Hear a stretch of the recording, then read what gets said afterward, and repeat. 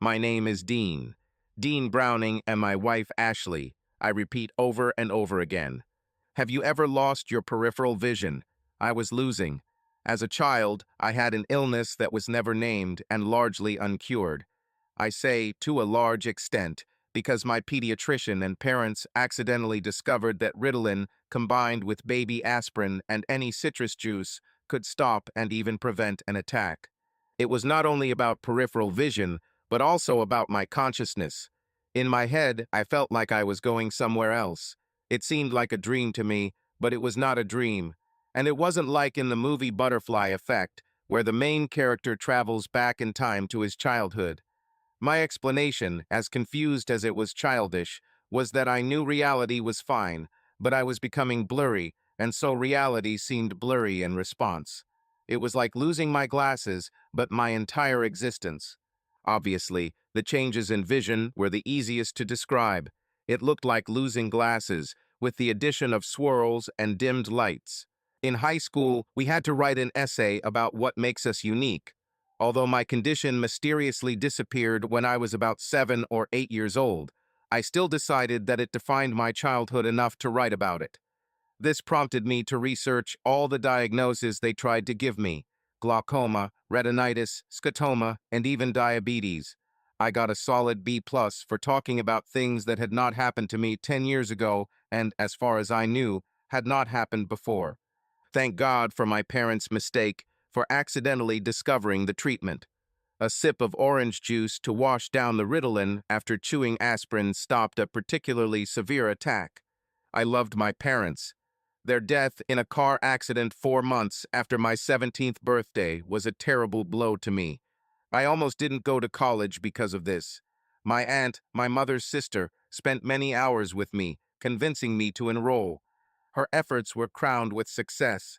She said that's what my mother would have wanted, and that a 4-year electrical engineering program would help me deal with the pain and make my parents proud, no matter where they were. My first year of college was grueling. I spent almost all my time studying textbooks, leaving almost no time for socializing. This changed midway through my sophomore year. After my classmates started making fun of me for being a recluse, I began to go out more often. During one of these outings, I met a very nice girl, Emily. I made my way through the crowd at the club as Emily and her friends jostled happily with each other.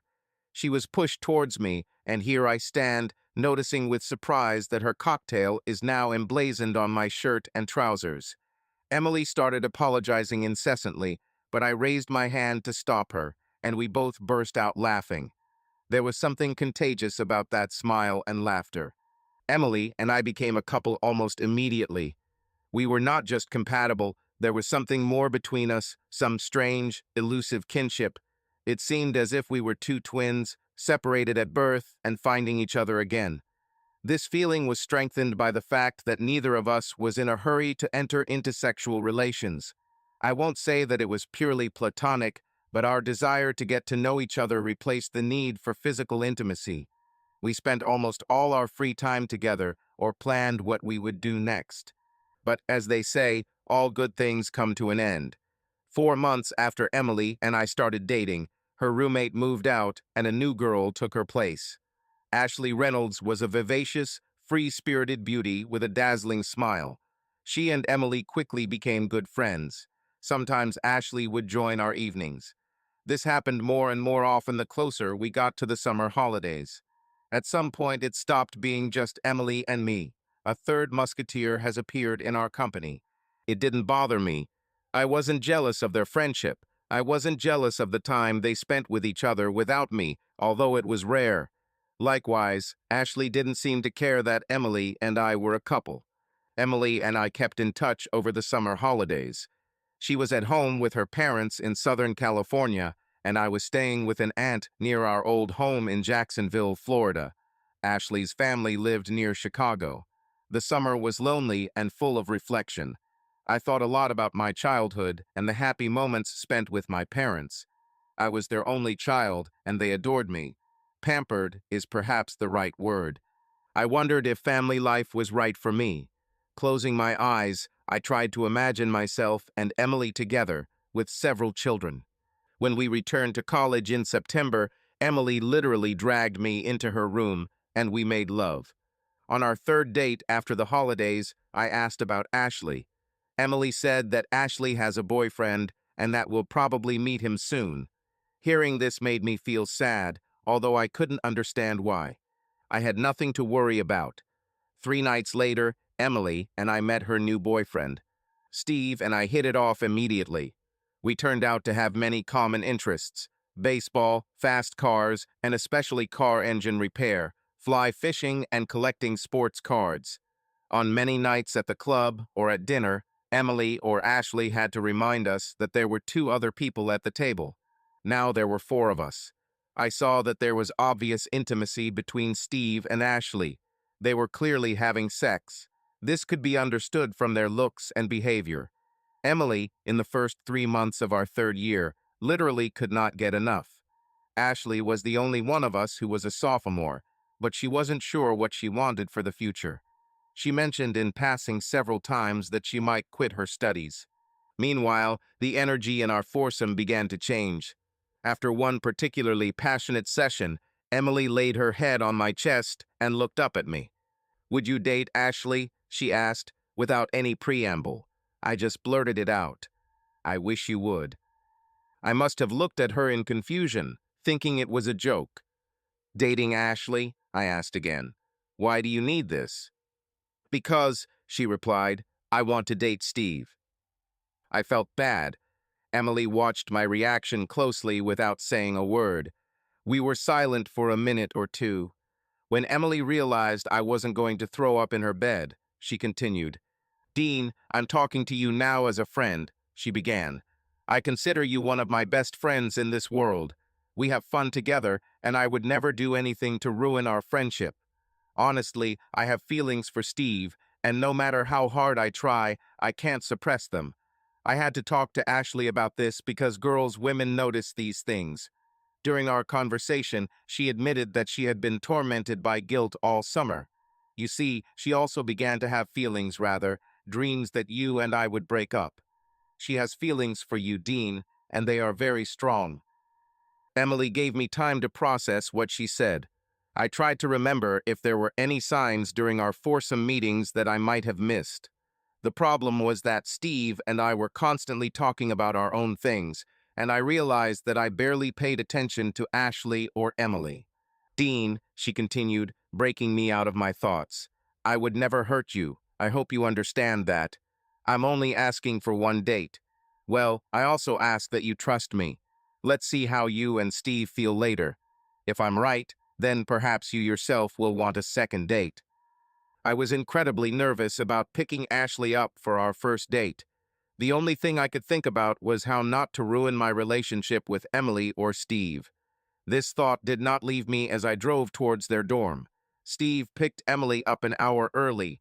The girls deliberately planned everything this way to avoid awkwardness. They failed. There was enough awkwardness between me and Ashley for everyone, and I hoped there was enough between Steve and Emily.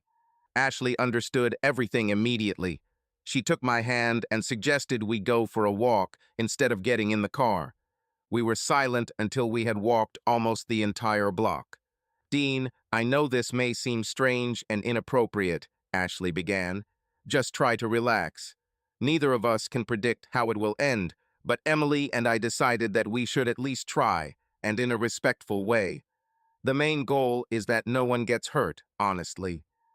"I'll try," I replied, collecting my thoughts. "I don't know how to feel about all this. I'll just go with the flow, okay?" "That's all I can ask for," she said confidently. "That's all we can all ask for." The first date turned out to be a disaster. Perhaps a better word is disaster. We were all so afraid of ruining our friendship that the actual date didn't work out. All 4 agreed to try again and try to relax. We gathered in my kitchen, where we made promises to each other. They were sincere, and we all felt it. After the second date, I began to realize that the girls might be right. The kiss I received at the end of this date from Ashley was absolutely scorching. I had never experienced anything like this, not with Emily or anyone else. When I returned home, I could not resist giving myself a release. My relationship with Ashley was not immediately comparable to the one I had with Emily, at least emotionally. But in the physical, it was incredible. I began to realize that Emily was more like the sister I never had. She was like a best friend who was also a soul mate. The same could be said about Steve. He was like a brother to me, only we never quarreled, as often happens between brothers. It was strange. The closest thing we had to an argument was a polite and respectful disagreement. After changing partners, the dynamics of our double dates changed a lot. There was tension in previous dates that I didn't even notice until it went away. In its place came a new tension, but it was a good, exciting tension. Steve and I still found things to discuss, but now both he and I focused on our new girls much more often. I was a little embarrassed, even painful, to admit that Steve and Emily had probably been exchanging flirtatious glances and languid smiles for months. However, after the exchange of partners, everything became different. Now I gave these looks and smiles to Ashley, and she gave them to me. Steve and Emily didn't stay away either. Everything seemed natural and correct. Against all odds, our friendship between the four of us not only survived, but flourished. I was terrified, I won't lie. Honestly, I don't even know where I got the courage to agree to go on a first date with Ashley. The fear of losing three people I cared about at the same time, in some kind of metaphorical catastrophe into which we ourselves might throw ourselves, brought me into such a state of panic that I turned to student psychological services for help. True, I could not openly talk about what was happening in our Four Musketeers, so I focused on my other problems, the loss of my parents. And everything turned out to be interconnected. Healing is a process. I still had fears even as the weeks passed, and everything seemed so natural, simple, and right. I never told the other three about it. I hoped that with time I would just get over it. But they, as it turned out, had other plans. After our fourth individual date, we met at a restaurant called Jimmy's Grub Shack and talked about everything. I almost had a panic attack. I even reached for my emergency supply of Ritalin and aspirin, but the attack never came. I forced myself to open up to my friends and lean on them. They did exactly the same. They were happy, and I was happy. Ashley and I started to become a real couple.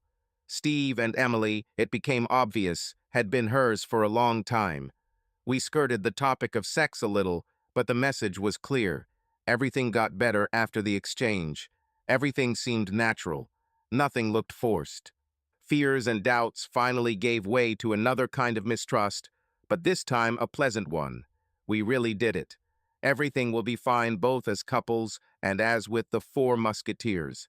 I graduated from college a year later with a degree in electrical engineering. Steve graduated from law school and interned for 18 months before he was able to take the bar exam. He passed on the first try.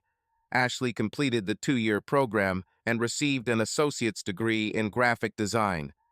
Emily was the brains of our company. She graduated with honors in marine biology. Ashley and I got engaged 2 weeks after graduation. We have already decided to move to the Jacksonville suburbs. I was fortunate to immediately get a job with a government agency in Florida. Emily and Steve announced their engagement 2 months later. We decided to have our wedding in June, and our best friends chose September. They also moved to Jacksonville for Emily's work, although Steve's law office had offices in Savannah. Our houses were only 6 blocks from each other. We continued to meet almost every weekend. Of course, Emily was Ashley's maid of honor and Steve was my best man. They organized our bachelor and bachelorette parties. There was a lot of alcohol at both parties. The bachelor party was scheduled a week before the wedding. That night, I got so drunk that I barely felt anything.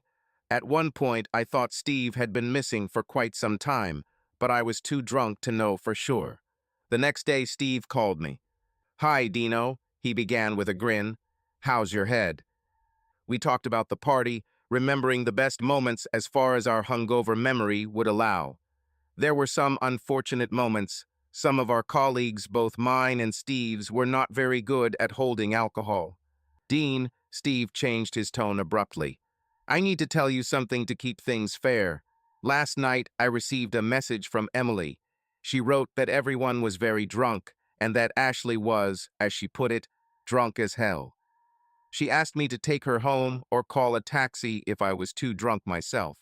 I didn't want to ruin your fun, but I was worried about the girls, so I took her home and then came back. So what? I answered. It looks like you did the right thing.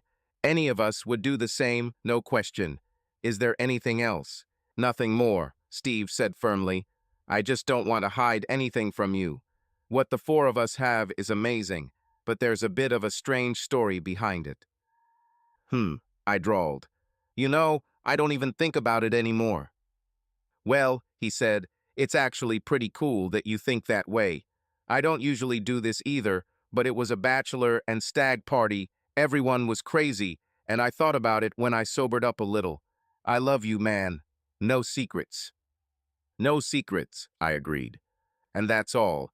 No fear, no doubt, no panic attack, no Ritalin, no aspirin, no orange juice. Although I really should drink orange juice for other reasons. We moved on, discussing how much Steve spent on the bar tab. The wedding was like most others. A wonderful ceremony. We both read our own handwritten vows, we both wanted to punch the annoying photographer, and we both ended up getting hit in the face with a cake. Our honeymoon in Cancun was unforgettable. Where Emily had a petite figure, small breasts, and even ridiculously small feet, Ashley was different. Don't get me wrong, she only weighed 55 kilograms and was 168 cm tall, but her body looked curvy and curvy. She was a size between a C and D, and her bikini turned heads, making me jealous. We made love several times a day throughout the trip. It's not something we did much in college. I felt like I was getting closer to Ashley, if that was even possible. A few months later, it was Steve and Emily's turn. We switched roles, helping them with planning and organizing certain details, although the parents on both sides were alive. Less than a year later, Ashley was pregnant, and our friends were just 2 months behind us. We went to Lamaze classes together. Destiny was born on a hot, humid August day. Haley was born 4 days before Halloween. Steve and I doted on our daughters. We had everything we needed. Wonderful families and wonderful friends. Each couple had enough income to make serious plans for the future. Emily worked in a field where she seemed to be out of touch, but she could still be called upon at the most inopportune moments. This worked for us because Ashley and I had flexible schedules. In fact, Ashley didn't return to work until Destiny was 3 years old. 9 months after Haley was born, Steve was sent to the company's headquarters to handle a major lawsuit. We worked out a schedule. Either we would go to their place to cook dinner, or Emily and Haley would come to us. We looked after her regularly, and several times during those 6 weeks, we even kept her overnight so Emily could get some sleep. We also took them to Steve's for the weekend 3 times. Steve and Emily reciprocated when I had to leave for a 10-day training in Miami. Destiny and Ashley were in good hands. I was worried, but only as much as a father should be when he is separated from his precious baby. Time passed. We spent almost every weekend together and planned at least one trip together a year. It's funny, but we never got tired of each other. I think our similar views and goals made us a great fit for each other. Our girls became even closer to each other because, well, they were always together. I coached girls soccer, and one year when Destiny wanted to try out for basketball, Steve took over her coaching because I had a big work project. He led her team to the championship. I was proud of both of them. If I had to name the only flaw in our ideal relationship, it would probably be excessive familiarity. Emily once pulled down my trunks at the pool at a community meeting at our apartment complex. This was in front of 4 or 5 other couples, our friends, and several teenagers. There was also an April Fool's prank where Ashley and Steve started kissing and groping each other on the dance floor. Neither Emily nor I thought it was funny, but Emily didn't complain, which upset me. On one of our annual Labor Day trips to a friend's ranch, Emily came up to me and kissed me after Steve, and I performed a Julio Iglesias and Willie Nelson song at karaoke. I was doing Willie's part, and when the kiss was over, I just stared at her. "What?" she asked mockingly. "I don't like Julio, but your Willie was just perfect." Each of these events in itself did not seem to be anything significant, but they tormented me. It never occurred to me to do such a thing or even think about it. The problem was that no one else seemed to see anything special about it. Even those who witnessed these antics did not attach any importance. I felt anxious, nervous, and couldn't understand why. I knew from my experience in counseling that I had an unhealthy fear of being alone or being left out. Sometimes it seemed to me that others noticed these fears and used them against me, even as a joke. I pushed these thoughts away as best I could. I didn't want anyone to know how I felt. The one thing I never understood about women was the stupid ideas they came up with, especially when it came to what they thought were touching photo album moments. On Saturday nights, sitting at our kitchen table, Steve and I had to endure our wives discussing this, and that usually inspired by articles from women's magazines. Their favorite pastime, in addition to creating miniatures, was collecting and fulfilling oaths, promises, treaties, and agreements. They were always looking for new ones, mostly in magazines, but sometimes in the city library. These ideas were varied, and to be honest, I don't remember many of them. Steve and I carried on our conversations until our wives interrupted us to discuss in detail the next new promise or vow. I rarely paid any attention to this, waiting patiently to continue our conversation. But some of these ideas were memorable. For example, the first one of us to get into a minor accident at that time. This had never happened to anyone would have to wash the other family's cars for a month. This man turned out to be Steve. I told him not to talk on the phone while driving. Most vows were like this. Some were surprisingly emotional. Steve liked to sometimes throw in the phrase, legally void due to uncertainty, until he realized that this was a direct ticket to the doghouse. Although I didn't understand the legal intricacies, I had to admit that it sounded fair. Some agreements seemed very serious, but fell apart upon closer inspection. Others were frighteningly specific. One of them stood out to me, a hypothetical situation where we were all hanging on a rope over a cliff. Which one of us will let go of the rope to save the others? It was probably memorable because it was not an oath, but a kind of test. Sometimes women took their vows so seriously. I never thought much of it, and Steve quickly realized that trying to legally justify such things was the wrong move. Ah, the great paradox of female attention. We had to show our loyalty to them by symbolically showing interest in these stupid games. But not too seriously, because it would be considered an attack, disrespect, or something like that. I think that's the word Steve used, paradox. If you take them seriously, that's proof that you don't take them seriously. I was the one who tried to persuade him to calm down. A happy wife means a happy life. Smile and wave, she will smile and nod. At some point, these games stopped. My approach was clearly correct. However, the wives kept all the vows and promises they had already made. They put them in a large plastic bowl and then made scrapbooks out of them. All things change, it's inevitable. All good things come to an end. We were 43, and the girls were about to enter their senior year of school when Emily found out the diagnosis: skin cancer. The details are too heavy to describe. After an agonizing wait, 2 small bumps were removed, and after several months of intense waiting, Emily received a clean result. She was strictly ordered to wear sun-protective clothing and follow a diet. Another point of treatment was monthly checkups and blood tests. But when we started to relax a little, on March 15th, everything changed. The cancer returned and metastasized to the internal organs, kidney and lung. The forecasts were disappointing. Chemotherapy started immediately. We all came together, and despite the grief and anxiety that Ashley, Destiny, and I felt, we tried our best to ease the suffering of our friends. I spent a lot of time with Steve, giving him a chance to vent and have some time off while Ashley and the girls took care of Emily. We spoke frankly about his grief, hopes, and everything that was in his soul. He was afraid, and it's hard for a man to show such feelings to another man, but to Steve's credit, he opened up. Since he was a lawyer, he took upon himself all legal formalities and questions, just in case. I helped him with the housework, mowing the lawn, driving, or picking up Haley and Destiny wherever they needed to go, even if Haley was sometimes torn between wanting to go out and feeling obligated to stay home. Destiny tried to be to her what I was to Steve. I was proud of my daughter. I also helped with shopping and cooking to bring food to friends' houses. We did everything to normalize their lives as much as possible, but cancer did not leave us such an opportunity. July 10th became a day of deep sadness for me. It's selfish to say that, but it's true. Emily was still there is a very important person for me. When I met her in college, several years had passed since the loss of my parents.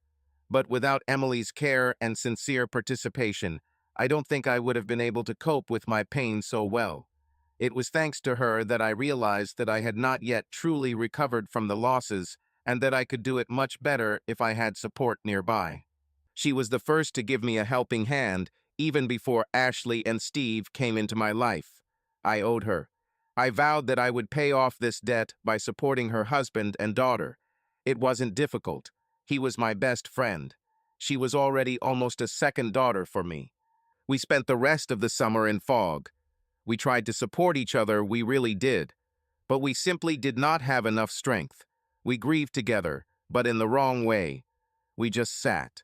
They stewed in their thoughts. They retreated into themselves. The first weekend in September, Ashley, Steve, and I took the girls to college. We helped them get settled, said parting words, and went home the next day. None of us were okay. None of us knew how to help others.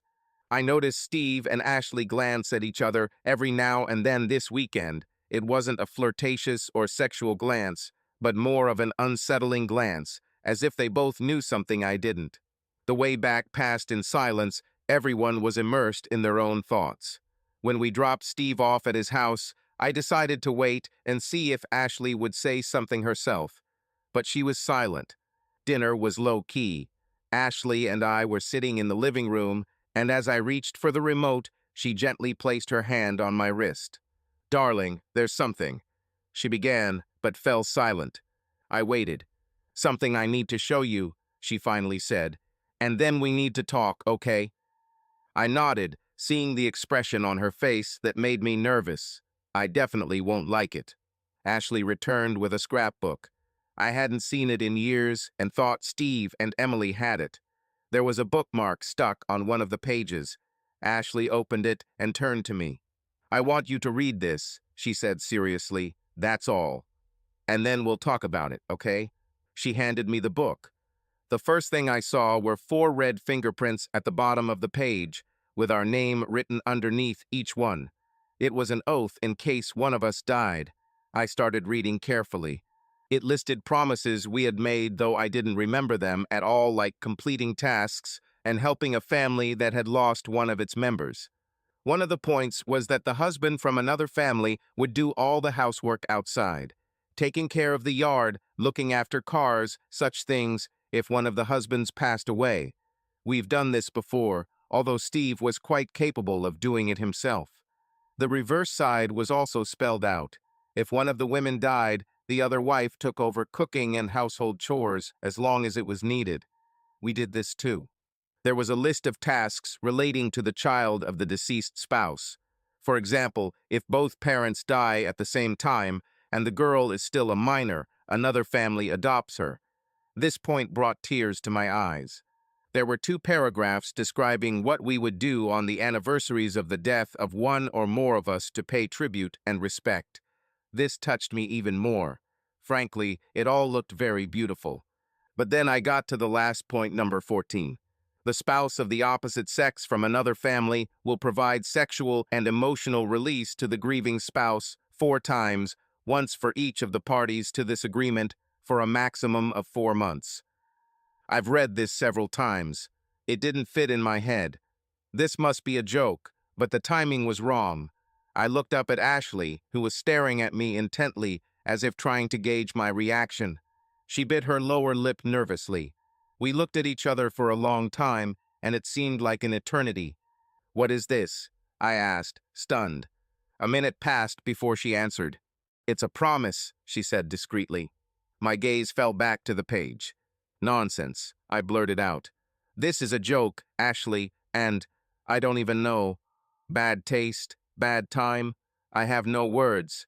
This is not a joke, Dean, she said more quietly. It's a blood oath. Not a promise, not an agreement, and certainly not a joke. I would never do that. She seemed to want to jump into the discussion, but I wasn't ready. I was light years away from this. I slowly reread the document again.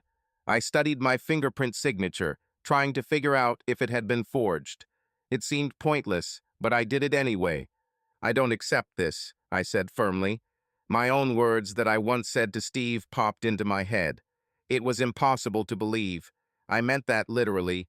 I just couldn't believe I was wrong. I couldn't believe that Ashley, my wife, was actually serious.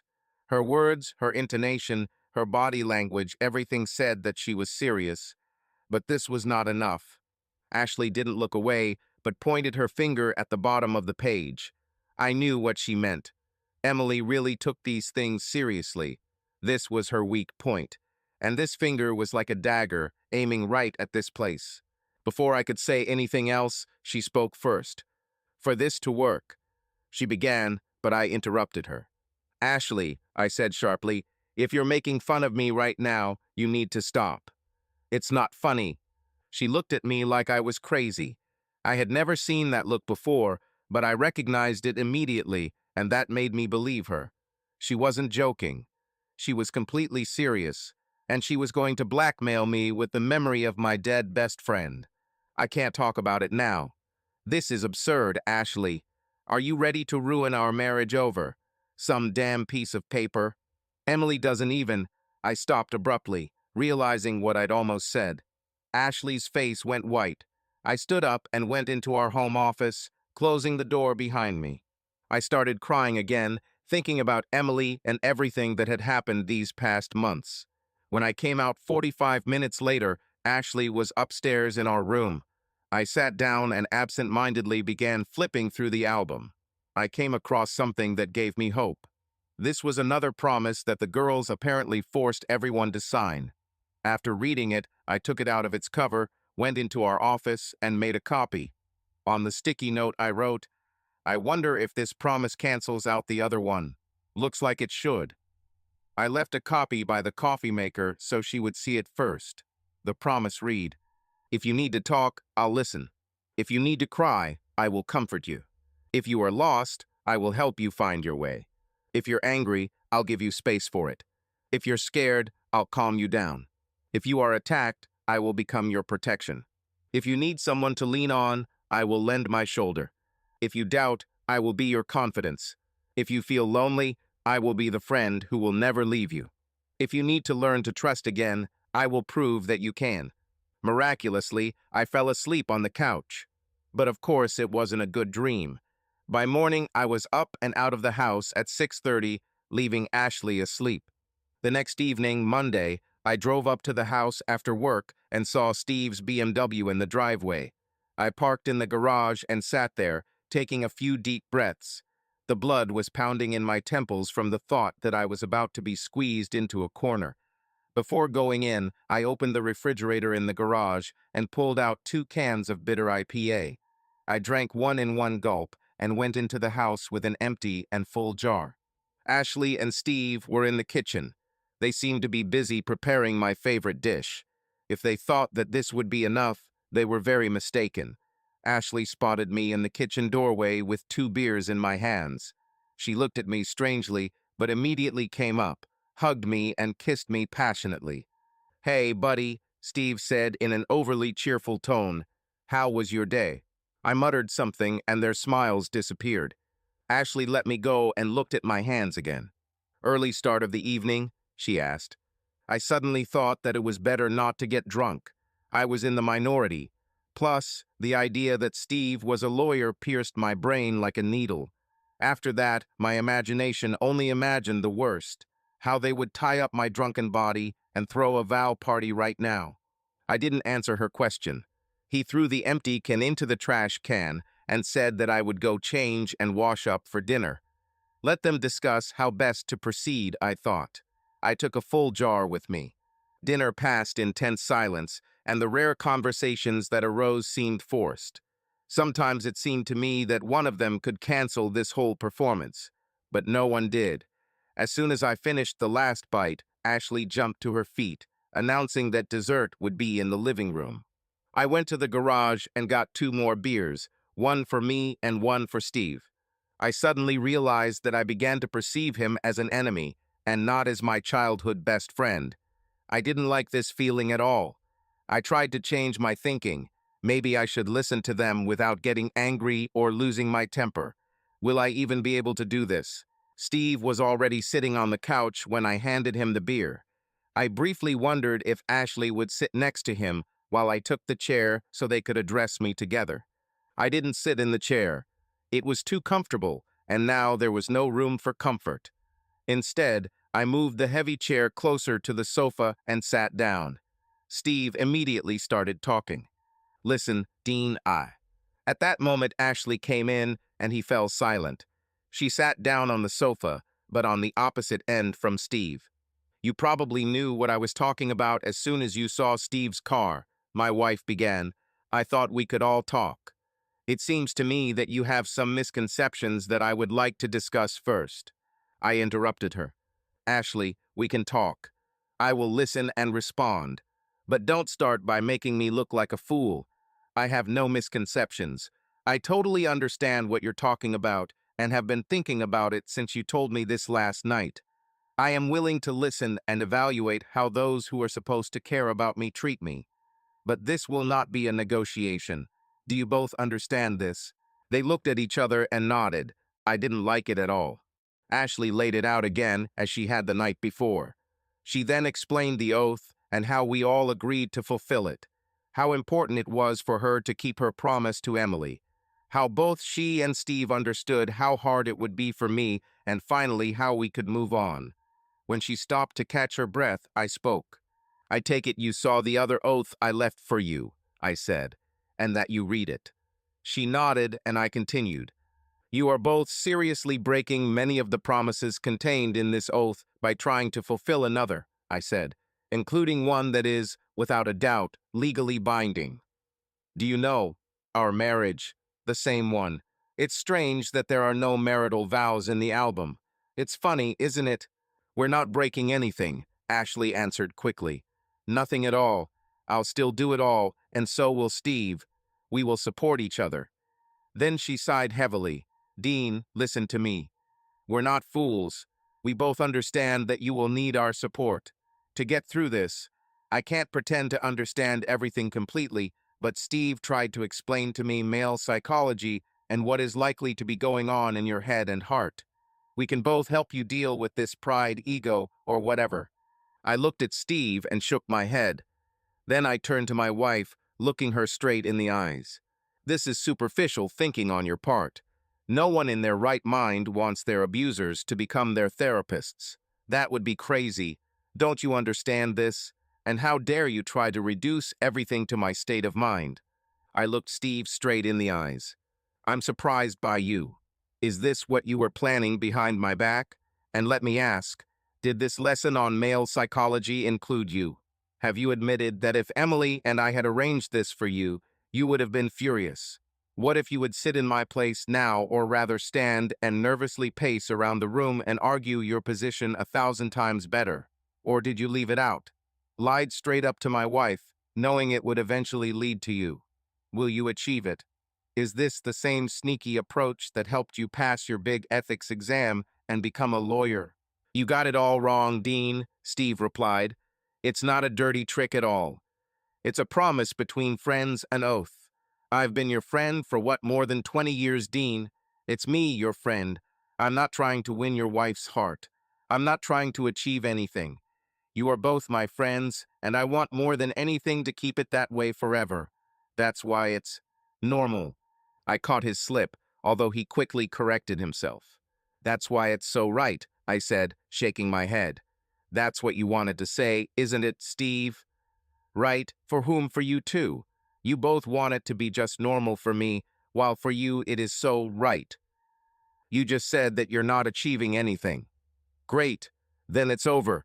You don't achieve anything, which means you won't get anything. No problem. Temporary insanity, Steve. Admit it now. Ashley, you too. You are heartbroken, just like me. We all lost her.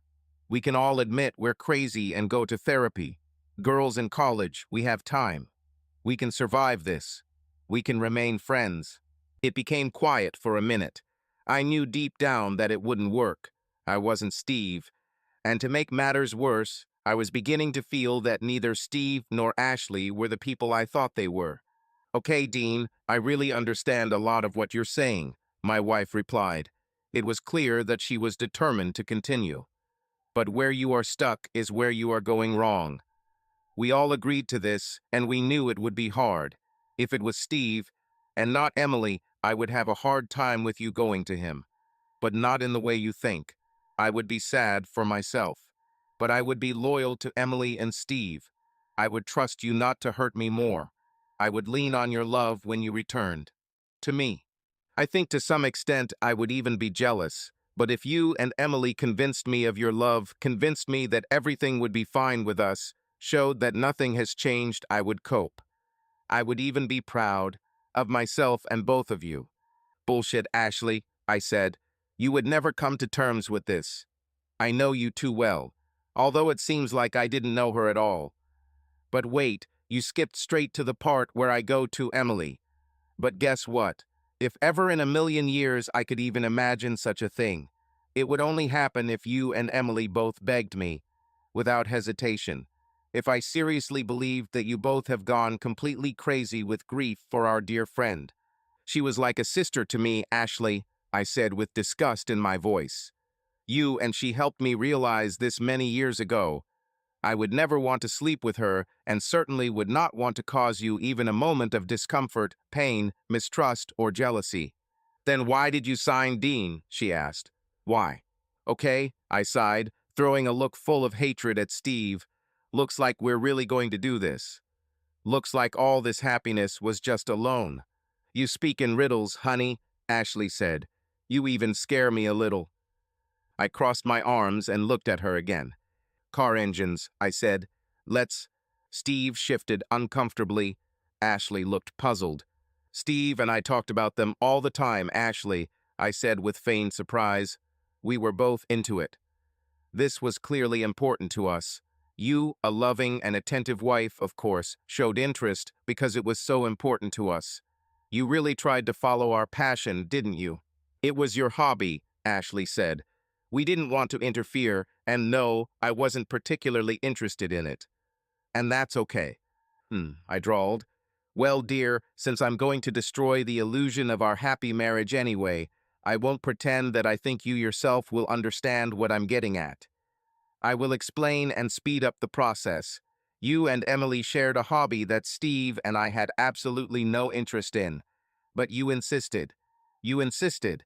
And they didn't even do it honestly. An honest lawyer here, I nodded at Steve. If he has even a drop of decency, he should confirm my words. He would state how you both wanted our attention, but didn't want us to actually take any real interest in it. Steve actually tried a couple of times. I think you remember. You both simply destroyed him, then especially Emily. You didn't want to listen. You've made it clear that all we have to do is smile, nod, and pretend to be at least a little interested so you don't feel unsafe. Too vague to be legally enforceable, right, old friend? This was the price we needed to save our marriages, and we paid for it. But I was wrong, I continued. It was just a loan. It turned out that we were only accruing debt, which was now time to pay. And I won't talk about what I really want to say about Steve the lawyer and how he gets out of this situation because I respect Emily too much to say that.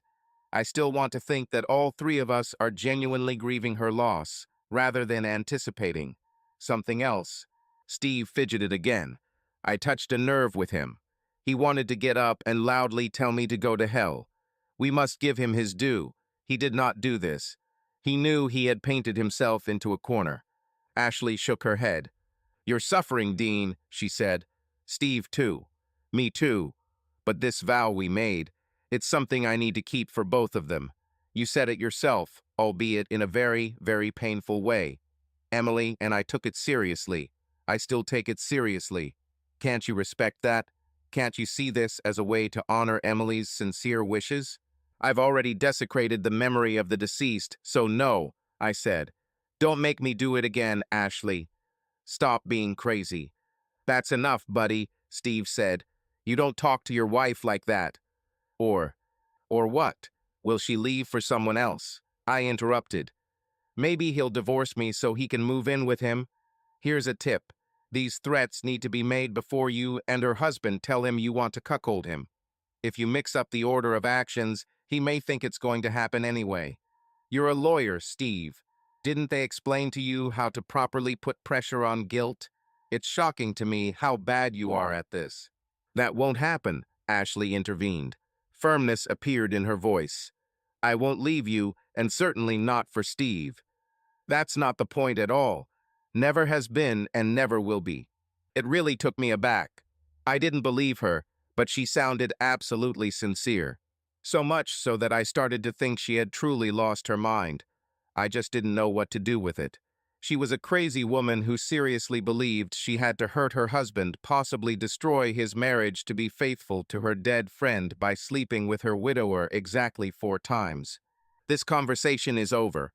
For today, Ashley said. After a pause that was already making me boil, she added, You will both apologize to each other. You are best friends. Act like this. I wanted to laugh in her face. I couldn't. There are things so terrible that a person can only laugh or cry. I discovered something more, something where I could do neither. I didn't apologize. Steve, too. I just left. Ashley was the two-faced sword at the center of my fear and suffering. It made me think about things I should never have thought about. That's exactly what I did there in the dark. If we take Steve and Ashley's words at face value that they were both honest and sincere about all of this, then I could admit that Ashley does feel an overwhelming need to keep the big promise she made. Steve, of course, if he was honest, perceived sex as something unimportant and empty formality with no deep meaning. When Ashley categorically stated that nothing would happen between them, I did not detect a hint of surprise or disappointment from him. The problem is that I didn't believe them. There were those looks when we took the girls to college. They united against me even before they explained everything openly the night before. Honest people don't behave like that. The pact between the 4 was to be discussed by all remaining participants immediately. If there was any reason for a private conversation, it could only be between husband and wife. From my previous counseling and from what I saw and heard from Ashley and Steve, I came to 2 conclusions and outlined the beginning of my action plan. We're done with Steve. It was very clear what game he was playing here. With Ashley, it was more complicated. If she truly believed that she needed to destroy her entire world to fulfill this stupid promise, then there was still hope for us through therapy. In my opinion, this meant deep, clinical therapy. This also came under the vow, in sickness and in health. However, if I find that Ashley is doing the same thing as Steve, basically using that damn vow as an excuse to have sanctioned sex with my ex-boyfriend, then we'll be done with her. When morning came, I focused on protecting myself. I vacated the guest room and planned to buy an air mattress as soon as possible. I was still hoping that they would both just leave it at that. But this hope was quickly dashed. Ashley returned to this conversation that evening. Honey, I think last night was a mistake, she said apologetically. I didn't even think that I was putting 2 men, friends or not, into some kind of competition. Women don't think like that. Now I understand it. That's why point 14 was on that list in the first place. Em and I would happily, proudly do this. We have both already been with both of you in this sense. I think it's true that women will never understand a man's pride and ego. But they still agree to marriage vows, despite the fact that they don't understand them, I retorted. These words didn't even make it any easier. She was impenetrable, and it was annoying. I saw that she was upset too. We've reached a dead end. Dean, honey, I need to do this, she suddenly blurted out. I don't want to destroy us. Please, honey, I will do anything to prevent this from happening. I promise that I won't become as attached to him as you might imagine, and I'll do everything in my power so that when this is over, we can go back or even go further to what we had, and even more. What if this is not enough to return? I simply asked. She sobbed, but pulled herself together. It should be possible. I can't live without you, and I can't live without your love. I promise I will do everything in my power to help you. Later, and I will prove my eternal love for you. I will do everything to save you from pain, everything except give it up, I said. I got up and went upstairs. We discussed our dilemma every evening that week. I heard almost nothing from Steve. It seemed like he was laying low in the hope that my wife would cope with me. I have to say, our conversations were mixed, but one thing remained constant. We were not making progress. She wore me out a little with all this love and placating speeches, but I remained a skeptic. I couldn't shake the feeling that this was all pre-planned, not by Ashley and Em, but by Ashley and Steve. They poisoned the well. I finally realized that they were acting together. It changed the whole dynamic. They both of them were simply selfish. That night, I decided to use my emotions to my advantage. Dean, look at me, she began. I love you. Do you believe this? I nodded slowly, about to say something, but she stopped me. I know you love me, she continued. I don't love Steve as much as I love you. I love him as a friend, but I will never have the same feelings for him as I do for you, my husband. But I have to do it. I promised. I fucking loved her too. As are both of you. I won't be able to live with myself if I break this vow. This means so much to me. Even though I know how much I'm hurting you and possibly jeopardizing our marriage, I can't back down. Moreover, in the hope that my honesty means something to you, I plan to complete the task in the spirit in which it was intended. For the first time, for Emily's sake. I will try to comfort him, relieve his pain and suffering, because that is what she would want. That was the whole point of the promise. Tears welled up in my eyes as I realized she was no longer taking no for an answer. Seeing this, Ashley came over and almost sat on my lap and took my hand in both of hers. We understood what we were doing and what we were asking for when we wrote this. Nothing was left unattended, nothing was taken lightly, nothing was forgotten. We didn't write this like joyful schoolgirls. No, Ashley, just like joyful schoolgirls, I sighed. You didn't want me to pay attention to it then. You knew I'd be against it if I understood, and that you couldn't justify something so drastic in the light of day. She simply ignored my words and continued. The second time is for you, she said as kindly as possible. Depending on who is experiencing it, we decided that the second time should be for the spouse who is staying. Because we immediately realized that we would be asking too much from this person. The second time is for him in this case, you because you sacrifice the most. You make the ultimate sacrifice for the one you lost, and for the others you didn't. You get nothing in return except grief. She stopped to take a breath, and I immediately intervened. This is madness. I've known you too long to believe that you believe what you say. I think the third and fourth time is already for you and Steve. Only it won't be 2 times in bed, but a lot of conversations about how to get your husband back on track, so that he forgives and forgets or just comes to terms with it.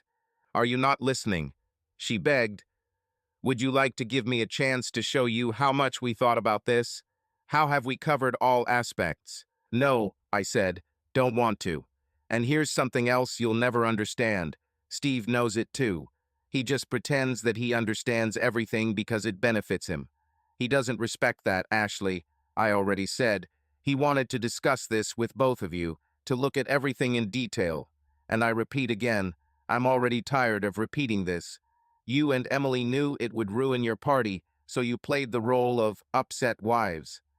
Hell, it even made me sound smart when I told him to just leave it at that, smile and nod. Crap, me. Now, I continued, taking a deep breath, he's just playing this game.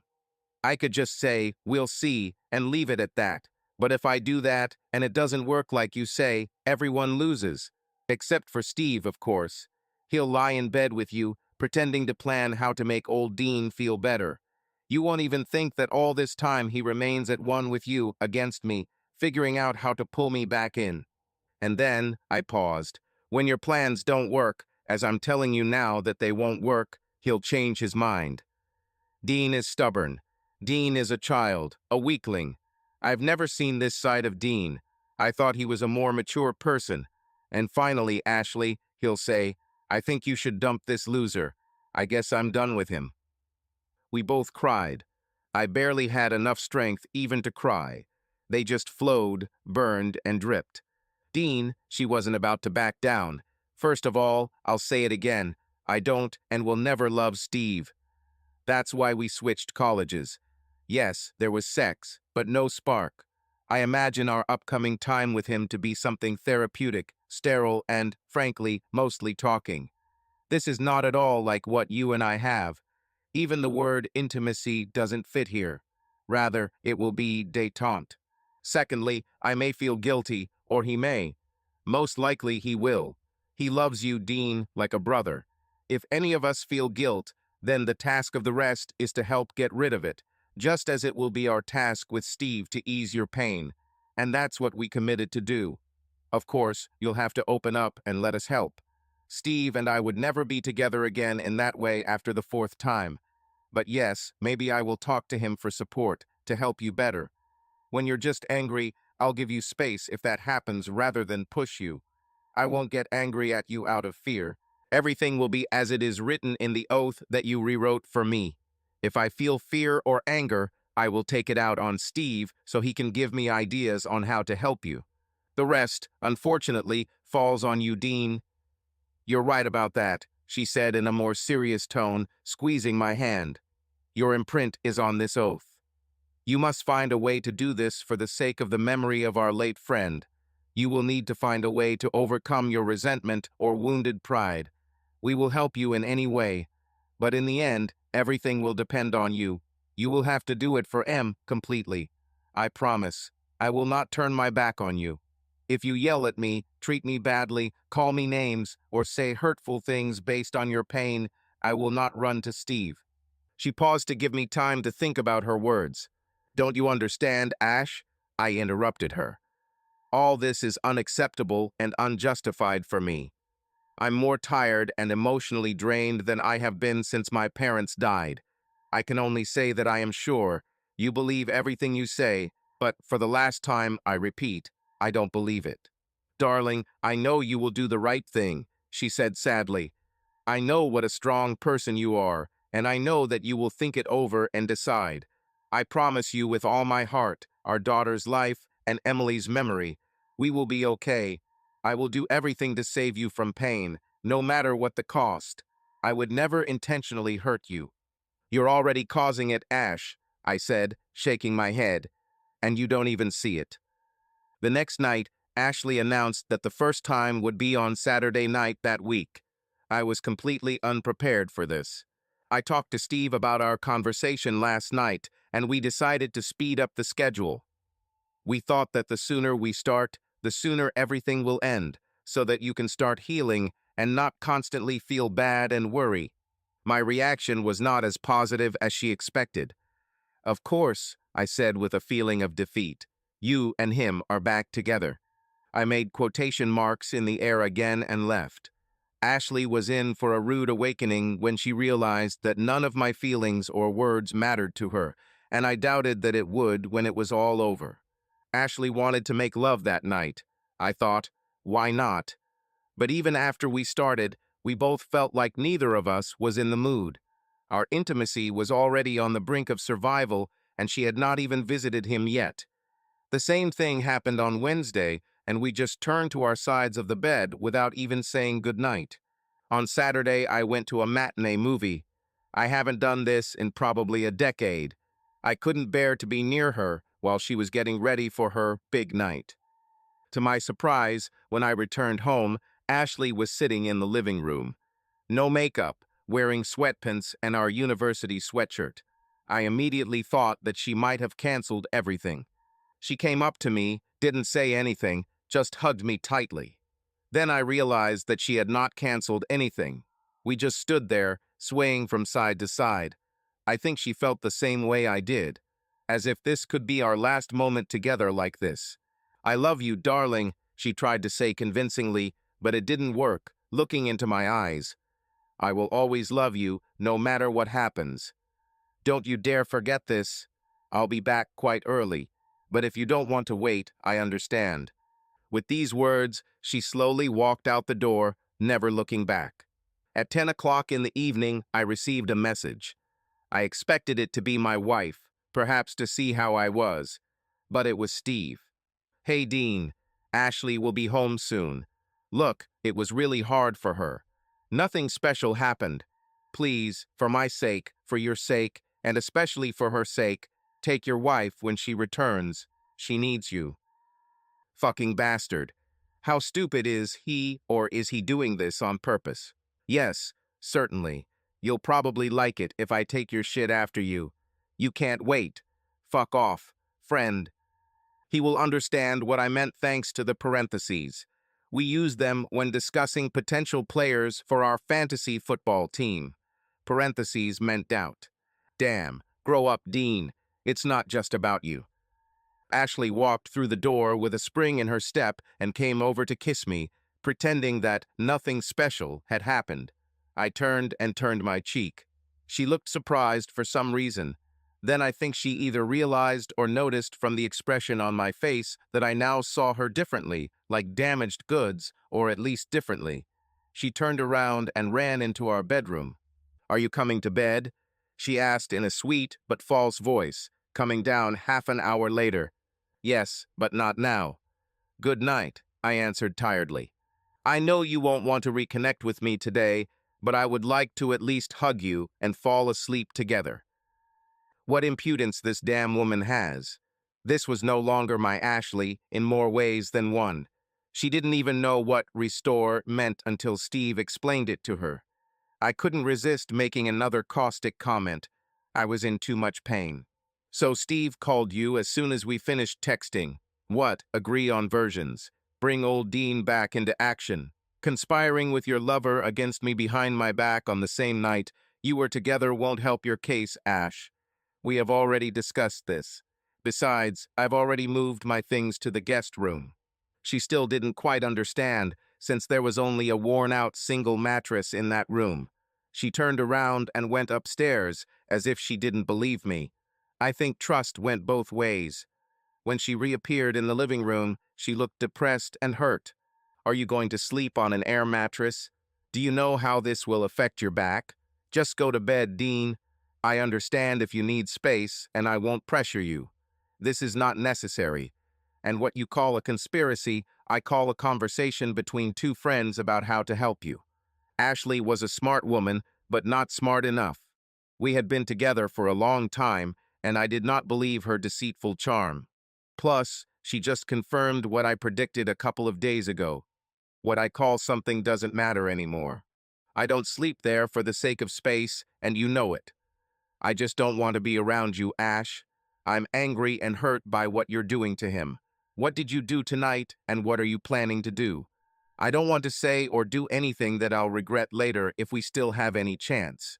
You promised to understand me and give me time.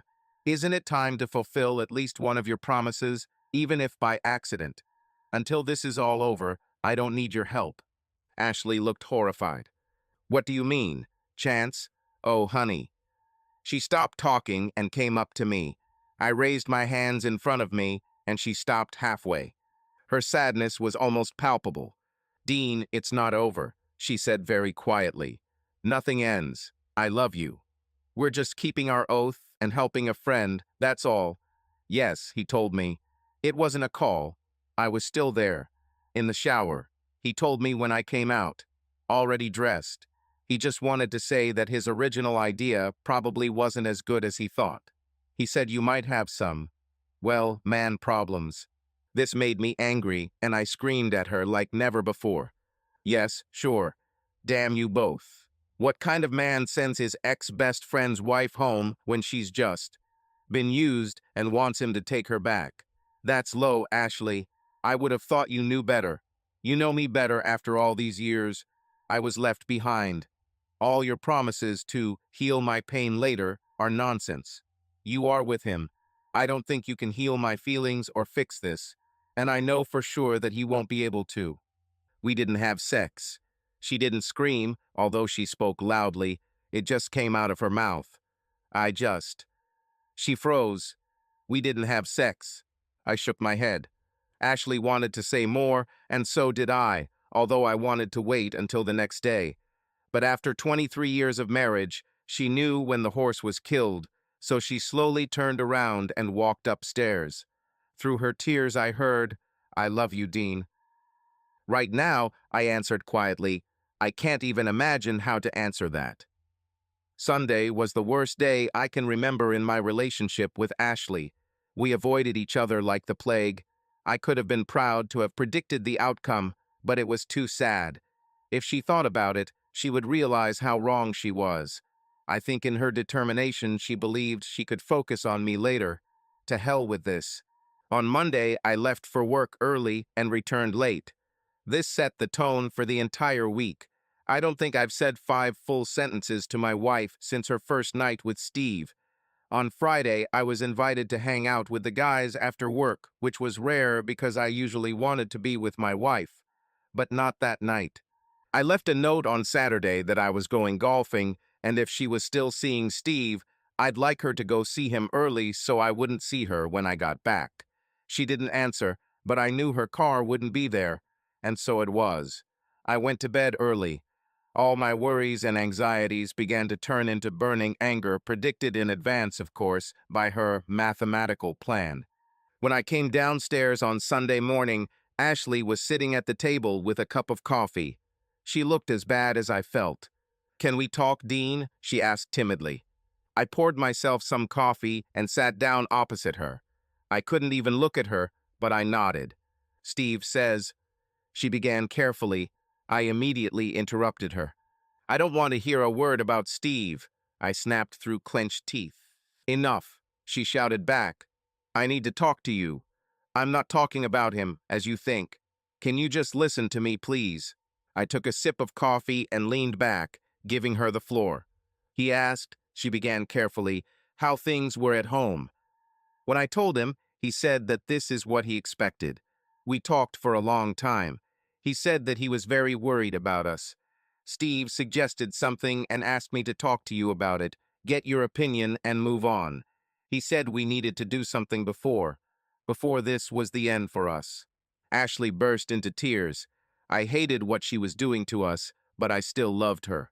My conviction that she was completely insane caused me to constantly vacillate between anger and pity.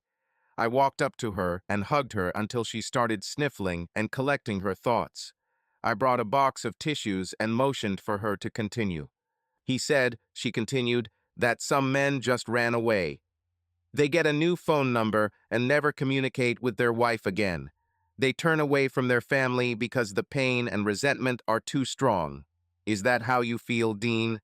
"I've already told you," I replied, shrugging, "to both of you over and over again how I felt from the very beginning. None of you listened, and here we are, the morning after the second night.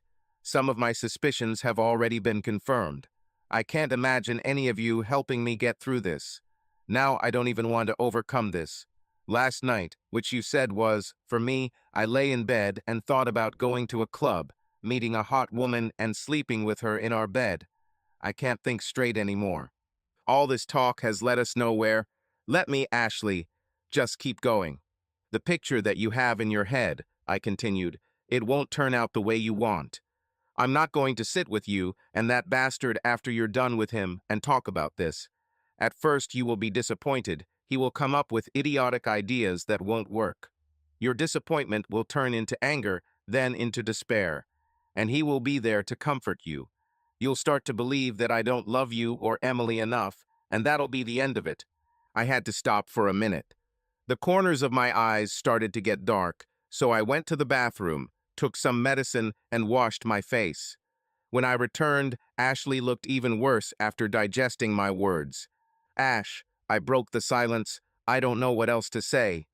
I think there is nothing more to say. You know where I stand. Do what you are going to do. This has already happened twice. So, I know. I understand," she said resignedly.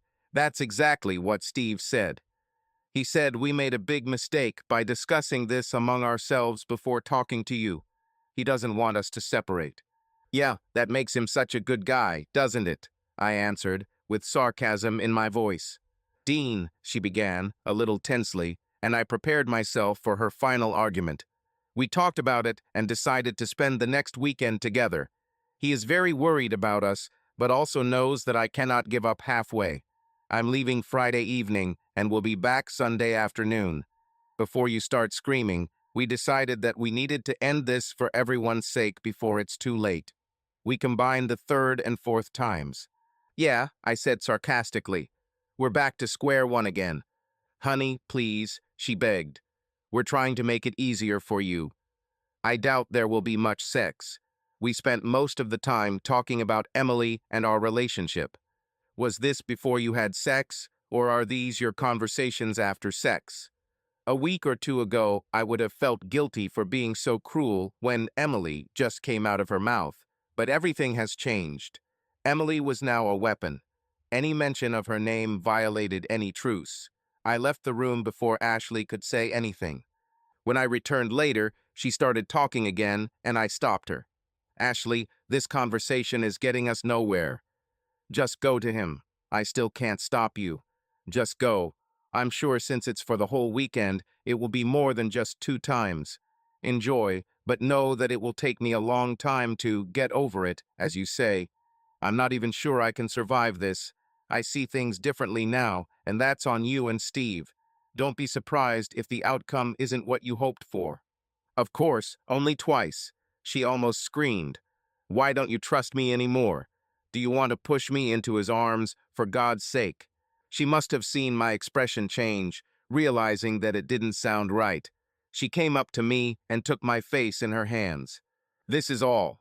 One last time, and it's all over.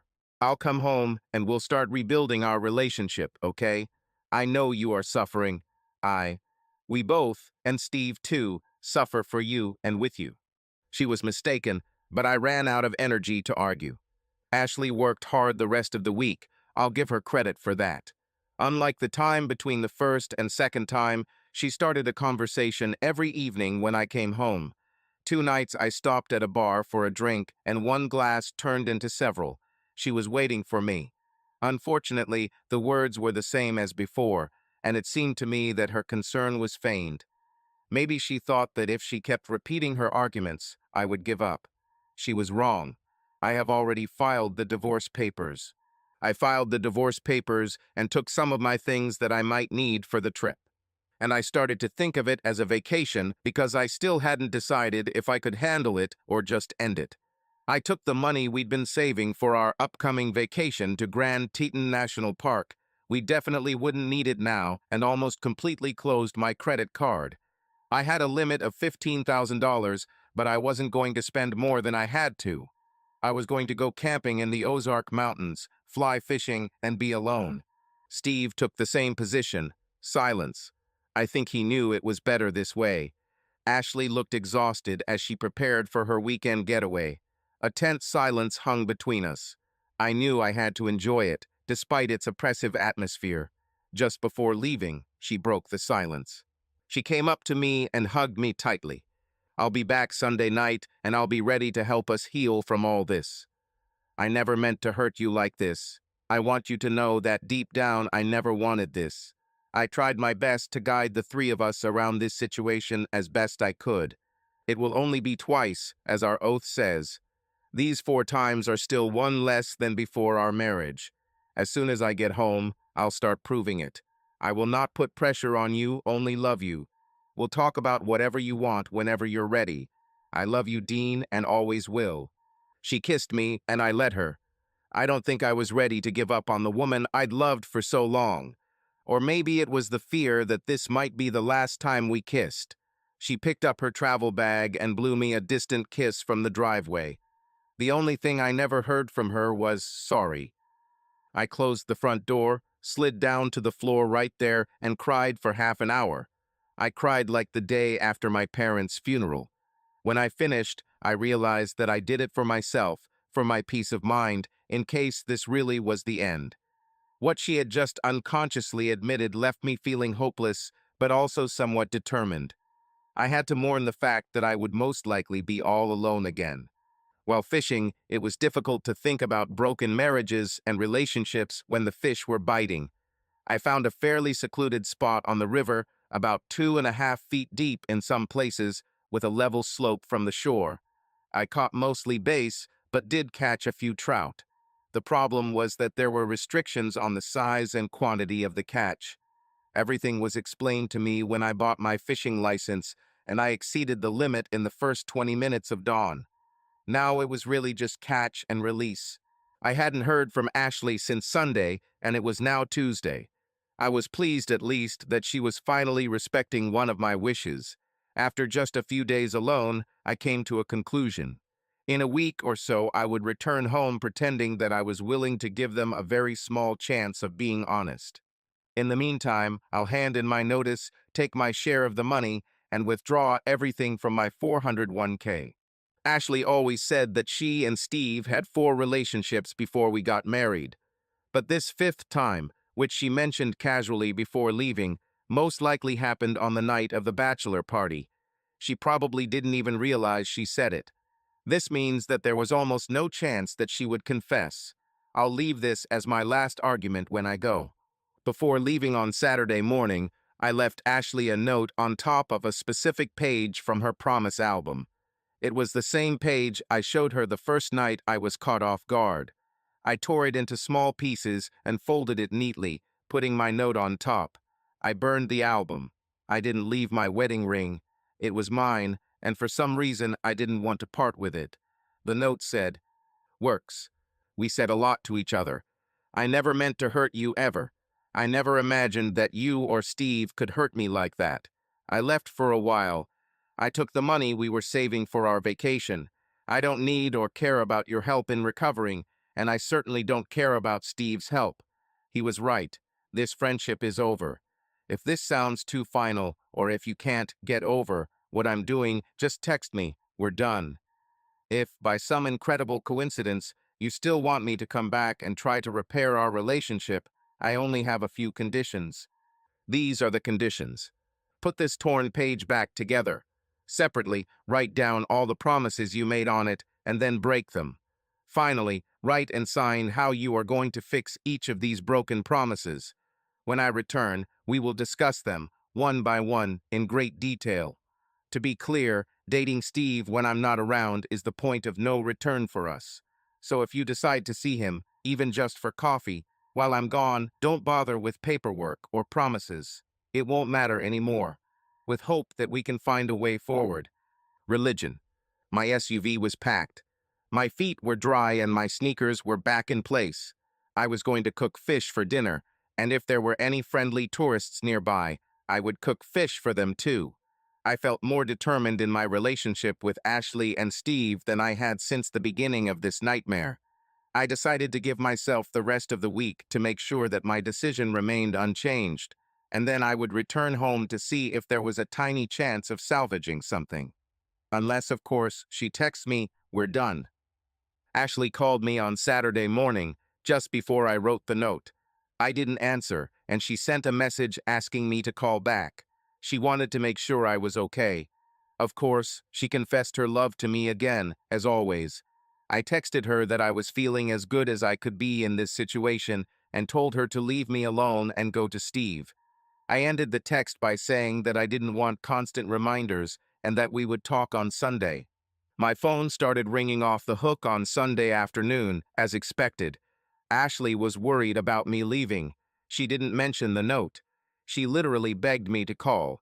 I didn't, but I sent a message telling her to leave me alone. I probably should have just turned the damn phone off. I reminded her that she had promised to give me space and asked what she didn't understand about that request. The 4th message from her that evening was different. She wanted to know if I really took the money for the vacation. While she was rummaging through our home office, she found divorce papers in my desk drawer. For a moment, I wondered if Steve was with her right now, comforting her.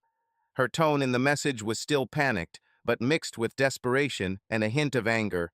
That told me a lot. Finally, when I got to my hotel for the night, I sent her a message. "Another broken promise, right, Ashley? I'll give you as much space as you need. Isn't that what you said?" There were no further calls or messages that night or Monday. Then on Monday, texts came from Steve. "Call me now." "What do you need, Steve?" Is Ashley there with you? Did you spend the night at my house, comforting her? Tell the truth, old friend.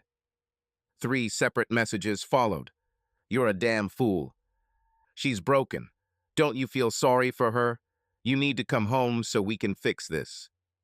I don't care if we remain friends, but you have a family and a wife who loves you. I thought for a minute and replied, but on the inside, you'd rather I didn't come back, right, Steve? This was our last communication. There was no longer any doubt in my mind about how he wanted this to end.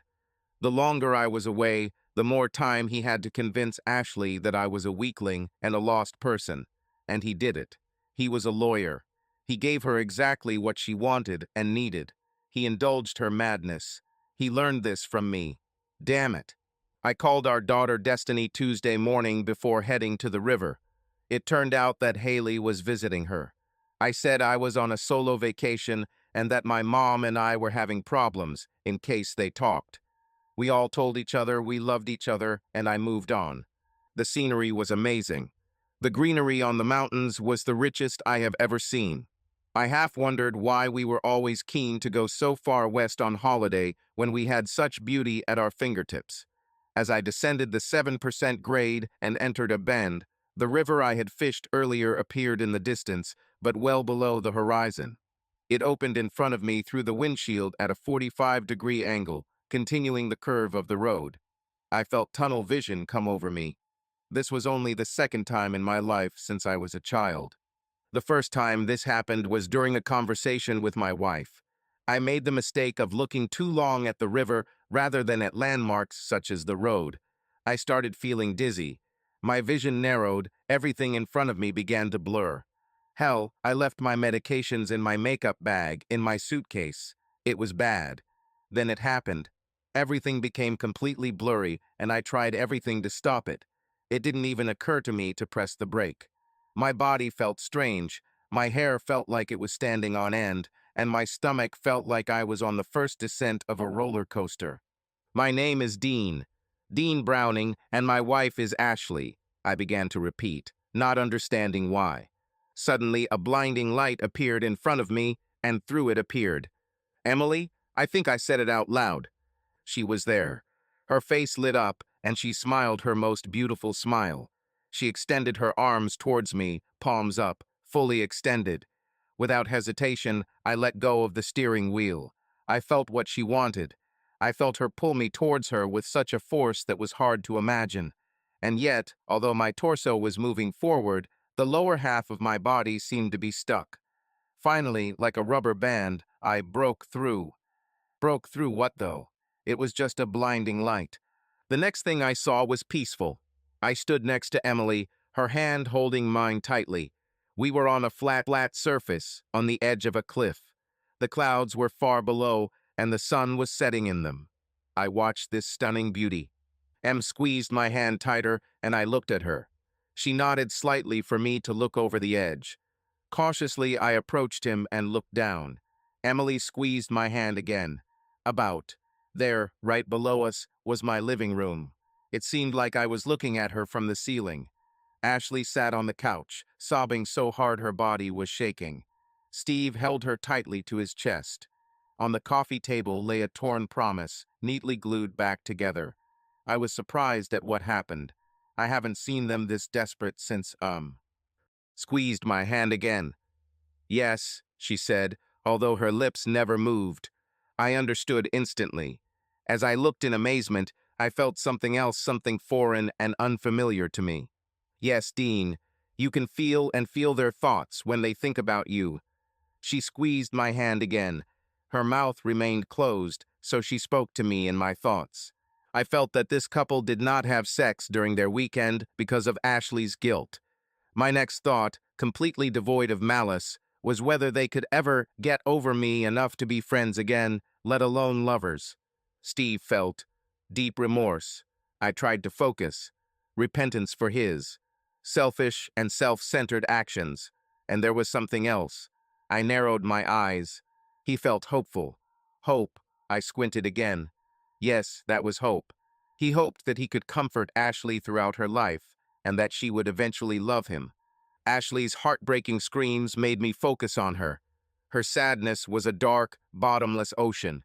Her feeling of guilt was even deeper and darker. She felt completely responsible. The feeling of guilt was eating her up from the inside. My heart sank with pain for her, and strangely, it seemed to me that I should cry for her. Compression. Negative feelings and emotions do not exist in this dimension. Her voice rang out in my head. Only where they are. They will have to understand everything themselves. I watched, my eyes riveted to what was happening. I wanted to reach out. Compression. You can help her. We both can, once you get used to this world. It's best to do this while they're sleeping. How long? I asked, and my mouth didn't move either. Her answer came instantly, almost faster than possible. Time, as you know, it does not exist here. I can't answer in a way that you understand. Not for long. Emily squeezed my hand again, and we walked away from the edge of the cliff. There, in the light, were my parents, my mother, with the same radiant smile that Emily had, and my father with the expression he was always most proud of me. We went out into the world together, 4 of us. I no longer felt alone. My name is Dean, Dean Browning. Please, please let me stay, I repeated again and again, without addressing anyone in particular. Perhaps that's why no one listened. Oh God, how I suffered, and I was incredibly sad, painfully sad for some reason. My head was pounding, pulsating in time with my heartbeat. My heart was beating. I didn't know what to think about this. I still felt sad, but I wasn't sure if I was sad because of that fact. The pain was easier to understand. My heart was pumping blood through my body, and this blood was pumping into my head, causing an unbearable pulsation. I tried to slow my breathing, hoping it would give me at least a split second of relief between the relentless blows. While I was doing this, I began to evaluate my condition. It was difficult to do this because I could not open my eyes. They were bandaged with something. Oh shit, what if I don't have eyes anymore? At least I still have my ears. I knew this because this annoying signal was driving me crazy. This sound is already familiar to me. I was in the hospital. Now about how I felt. I had a lot of devices connected to my body, and some of them were causing discomfort. There was something deep in her throat, probably a feeding or breathing tube. There were some sensors attached to his temples and chest. My hands seemed bandaged and immobile. I couldn't feel anything in my legs and feet. Maybe they had escaped the worst of what had happened to me. My mind went back to that dream that seemed so real. Since I couldn't see anything anyway, I focused on Emily's sweet face. She was as beautiful as always. Then I remembered my parents. Why were they with her? The only thing they had in common now was that they were dead. Maybe I was close to death myself. Maybe I was just lucky and some doctor brought me back to life. It's funny, but I didn't feel lucky. This dream was so vivid. I remembered Emily's gentle touch and the way she held my hand. She seemed to be communicating with me non-verbally. The strangest thing was that I didn't have to analyze her words. I don't know how or why, but it seemed that Emily simply could not lie or avoid the truth. Everything she said was absolutely sincere. Then I remembered that my parents were also part of the dream. They looked happy. There was also a vague memory of my wife and friend sitting in my living room. They were very sad. Thoughts of how I felt about my wife, Ashley, began to surface, followed by memories of why I felt these feelings, especially about what she did to make me feel this way. At that moment, I heard movement in the room. I turned my head towards the steps. Someone gasped and approached the device that was emitting signals. The footsteps quickly left the room, and then the 3 of them returned. "Mr. Browning," said the voice, "if you can hear me, please shrug your shoulders slightly." I did as I was told and heard them doing something. "Mr. Browning," the voice continued, "you are at Memorial Hospital in Little Rock, Arkansas. You were brought here by helicopter. You are involved in an accident and are seriously injured. You woke up a little earlier than we expected. This is a good sign, but you need to rest. We will give you painkillers and a sedative. I'll be back in the morning to discuss your injuries and recovery process. Just rest and try not to move." I soon found myself dreaming about Emily again. She was on her knees, tending flowers in the garden. "Oh, hi, Dean," she said, as if everything was completely fine. "Have you thought about me?" I didn't answer or nod, but it felt like I had done it.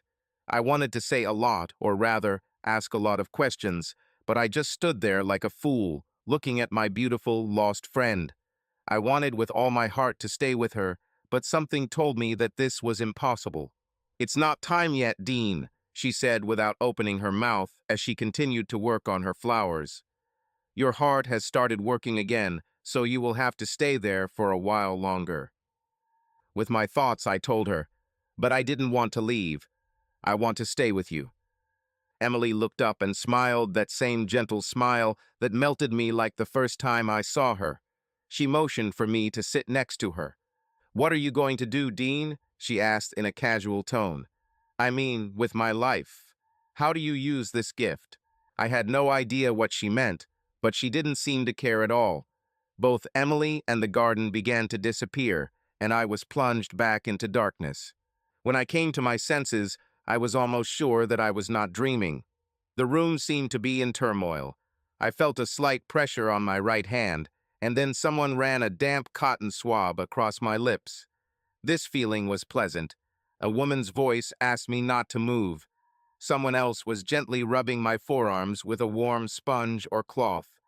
Then the doctor probably came in. "Good morning, Mr. Browning," he said cheerfully. "I am Dr. Nash, your assigned physician. Let's start by discussing what happened and how serious your injuries are. Don't nod, just shrug if you understand me." I did as he said, and he continued. "Sir, you have been in a serious car accident. Do you remember this?" I shrugged. "Okay," he continued, turning over some papers.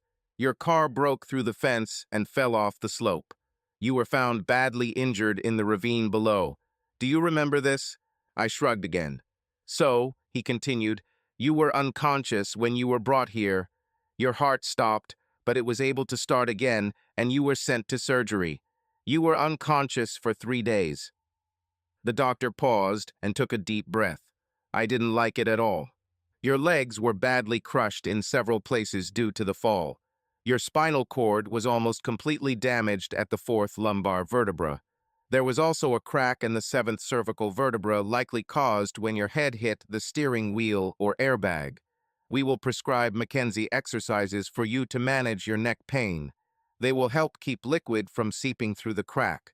Mr. Browning, now I want you to shrug your shoulders if you feel something, anything, below your neck. Please." Damn, I thought. That's why no one worked on my lower body. I waited and nothing. "Feel anything, Mr. Browning?" he asked, as if he already knew the answer. "Shrug once if you don't, and twice if you do." I shrugged once, heartbroken. "Okay, Mr. Browning," he said. "As devastating as this may seem to you, it is not the end of the world. Your body has experienced serious trauma. Your spine needs time to heal, just like the rest of your body. We will carry out daily tests, and when you feel better, we will start working with a physiotherapist. Now it takes a lot of time to recover. Shrug your shoulders if you understand." I shrugged. The doctor said that they would give me a sedative so that I could rest for about 24 hours. I fell back into a despondent sleep and wondered why I didn't feel panic. The next day, there was more activity in the room, and Dr. Nash came in with the surgeon. "Your spine, blah, blah, blah. Being able to walk again is within the realm of possibility, blah, blah, blah. Over time and thanks to physical therapy, triple blah." The best news was that the doctor said to remove the feeding tube. It hurt like hell, but at least they gave me shaved ice. The lowest level at which I felt the needle prick was just above my genitals. I was told that once sensation was restored, the catheter could be removed and I could urinate on my own. "Mr. Browning, your wife and your best friend are waiting outside the door to see you. I'll send them after your wet cleaning is done." I desperately tried to speak. "Hey, sir, please don't try to talk," the doctor warned me. I silently repeated "no" over and over again. The doctor and nurses looked at each other. "You don't want to see your wife and friend?" he asked, clearly surprised. I silently said no again. The doctor just looked at me as if trying to figure out if it was caused by some other problem. Okay, Mr. Browning, I'll let them know. Do you want us to contact someone else, another relative, for example? I silently said no again. I heard them talking right outside the door of my room. Ashley's voice was loud, and she threatened the doctor. Steve reassured her, saying that everything was normal and that it was to be expected. Then he said something that confirmed everything I had recently learned about Steve. He's probably too embarrassed to see us, especially after his death attempt failed. This bastard. I didn't know how, but I was sure that I would definitely get to Steve. He could not go unpunished. But in the meantime, I had other, much more important things to worry about. Later that day, they told me my daughter had arrived and asked if she could come in. I silently agreed. Destiny hugged me carefully, crying with joy, and I cried too. As she gently wiped away my tears, she asked the question without further ado. Dad, what's going on between you and Mom? You told me the morning before the accident that you were having problems. Now they tell me that you refuse to see her, or even Uncle Steve. I know you shouldn't say much. Can I just ask a few questions and let you shrug? Being strictly forbidden to say this was a real blessing. I didn't have to tell my daughter that her mother cheated on me with her family's best friend, that bastard, Uncle Steve. However, part of me wanted to do it. I beckoned Destiny closer. There's an accident, I whispered barely audibly. Not intentionally. She began to sob. My heart broke for her. So much had already happened in her young life, including Emily's death. Then I realized that she was a lot like me, only her father was still alive for now anyway. Emily's words came back to my mind. What am I going to do with my life? Dad, she said sadly, will you come home? The pain on her young face determined my next words. I'll try, Des, but I don't know yet, day after day. Destiny nodded. I asked her to take my debit card and go to Best Buy. I needed a tablet to keep track of my finances and communicate with my lawyer. I no longer had an ounce of trust in these two. I also needed to contact the employer to find out what they were told and clarify my current status. Changing your beneficiaries was also important. The next morning, the nurse came on shift and asked the question I had been expecting. Mr. Browning, your wife asked me to tell you that she wants to talk to you for 5 minutes, and then, if you want it, she will leave you alone. She fell silent for a moment. Dean, she continued, calling me by name. I haven't heard that since the accident happened. She was here with your friend from the very morning after you were brought in. I don't know what your situation is, but maybe you should listen to it. I was about to whisper agreement, and to my surprise, the voice broke through. I asked for a small glass of ice to suck on. 5 minutes later, Ashley entered the room and, damn, Steve. She approached carefully, but could not help herself and rushed to me to hug me. Don't, Ash, I pulled her back, almost in a whisper.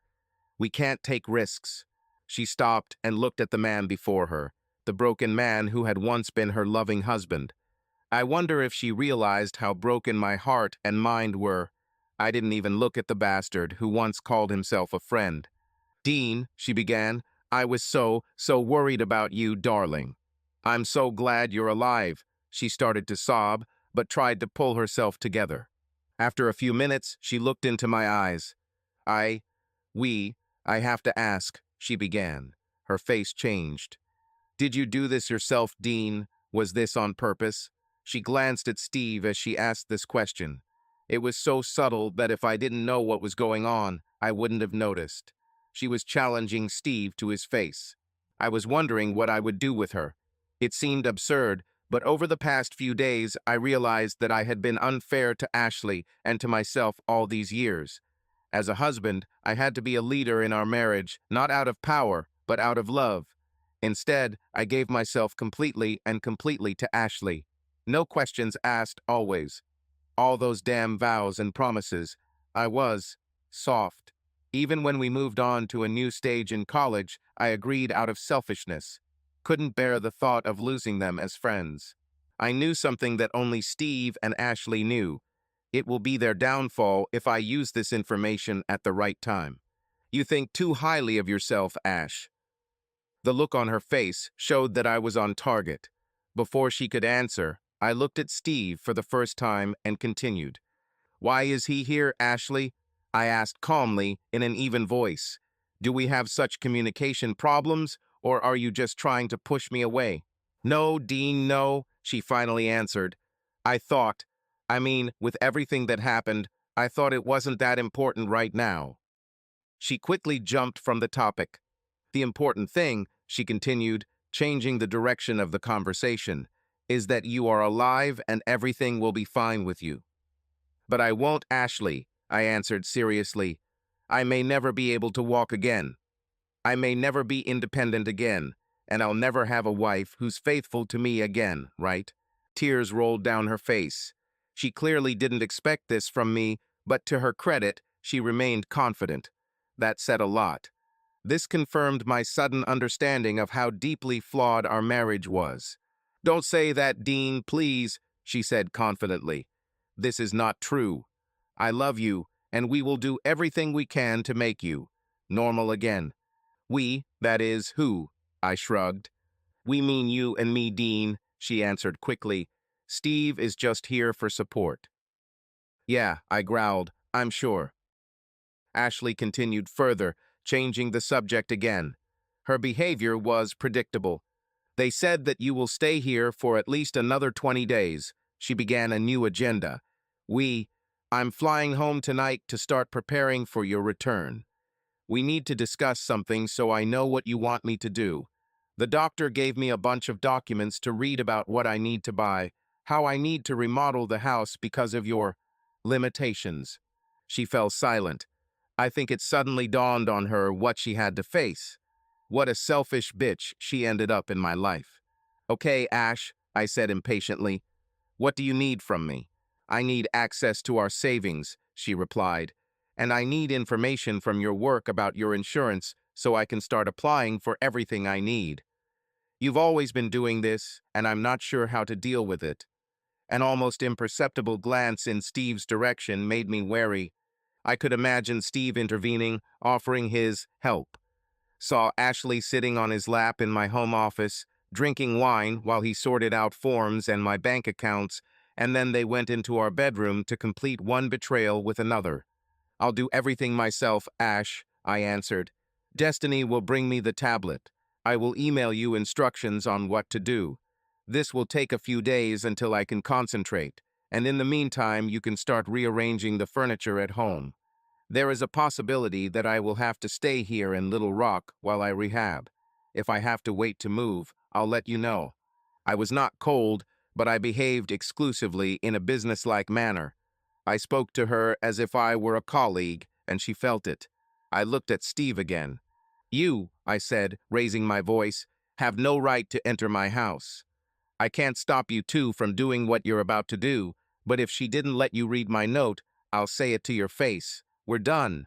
All. End. This is the last time we communicate. Understood? Steve just nodded and left the room. Ashley walked over to my bed and placed her hand on my forearm. Dean, she said sadly, I'm so sorry about all this. She thought for a moment. I know our future looks bleak, but I promise I won't give up and will do anything to prove how much I love you. I will fix everything, and no matter what else heals or doesn't heal, I will heal your heart. She quickly kissed me on the lips and then left. I was tired. I really wanted to think about everything that had just happened so I could commit it to my memory, but I couldn't stay conscious. Emily and I found ourselves at the cliff again. She looked a little transparent. I tried to take her hand, but she didn't respond. I felt what she wanted. I crawled to the very edge again. It was the same scene, only without Steve. Ashley sat alone, curled up, sobbing on our couch. No, this was not our sofa and not our living room. Unlike the first time, I couldn't understand her thoughts or feelings, but I knew her well enough to guess. She was afraid. What are you going to do with this gift? Emily interrupted my thoughts. What will you do with your life? She smiled that very perfect smile of hers and then disappeared. In the darkness before dawn, I lay awake, thinking. There was no doubt that Ashley truly believed every word she had said the day before. The real problem was that Ashley didn't know that I knew what I knew. She was completely honest with me, not out of guilt, but because she was so used to the weak Dean over the years, to the one who always gave in to her wants and needs. Now that I'm disabled, it will be even worse. I will be forced to either submit or give up. I had neither the means to keep an eye on her, nor the ability to resist them. Hell, I couldn't even run away. In many ways, the realization dawned. It would have been so much easier for Ashley if I had died. Then there would be no constant reminder. With time, she would heal and force herself to move on. She was a selfish, cunning woman, and that's hard to come to terms with, especially when you've been deceiving yourself for so long. Being a sudden widow would be her salvation. I was a victim, witness, and evidence rolled into one. If I died, Ashley could bury all her sins with me. My only hope for revenge then, forgetting that I couldn't hope for anything in that situation, would be for Steve to finally prove himself to her as a complete bastard and ruin her life too.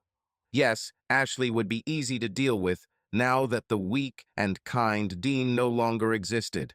This requires no effort other than doing nothing at all. Steve, on the other hand, would require more thought and planning. He was a slimy bastard, but not stupid, quite the contrary. I was an electrical engineer by training and experience, although I may never be able to work in my specialty again. I was not an introvert. I wasn't a sneak. If I was going to outwit a professional schemer, I needed help. Unfortunately, this meant trusting other people to guide my actions. But I had very little of this at that time. But what was Emily trying to tell me? Were these just dreams? I have read many stories about people who, like me, have been in that world. Only a few of them remembered what they saw there. I assumed that I now belonged to these people, although it could well have been just a dream. Of course, I was still grieving Emily's death when the accident happened.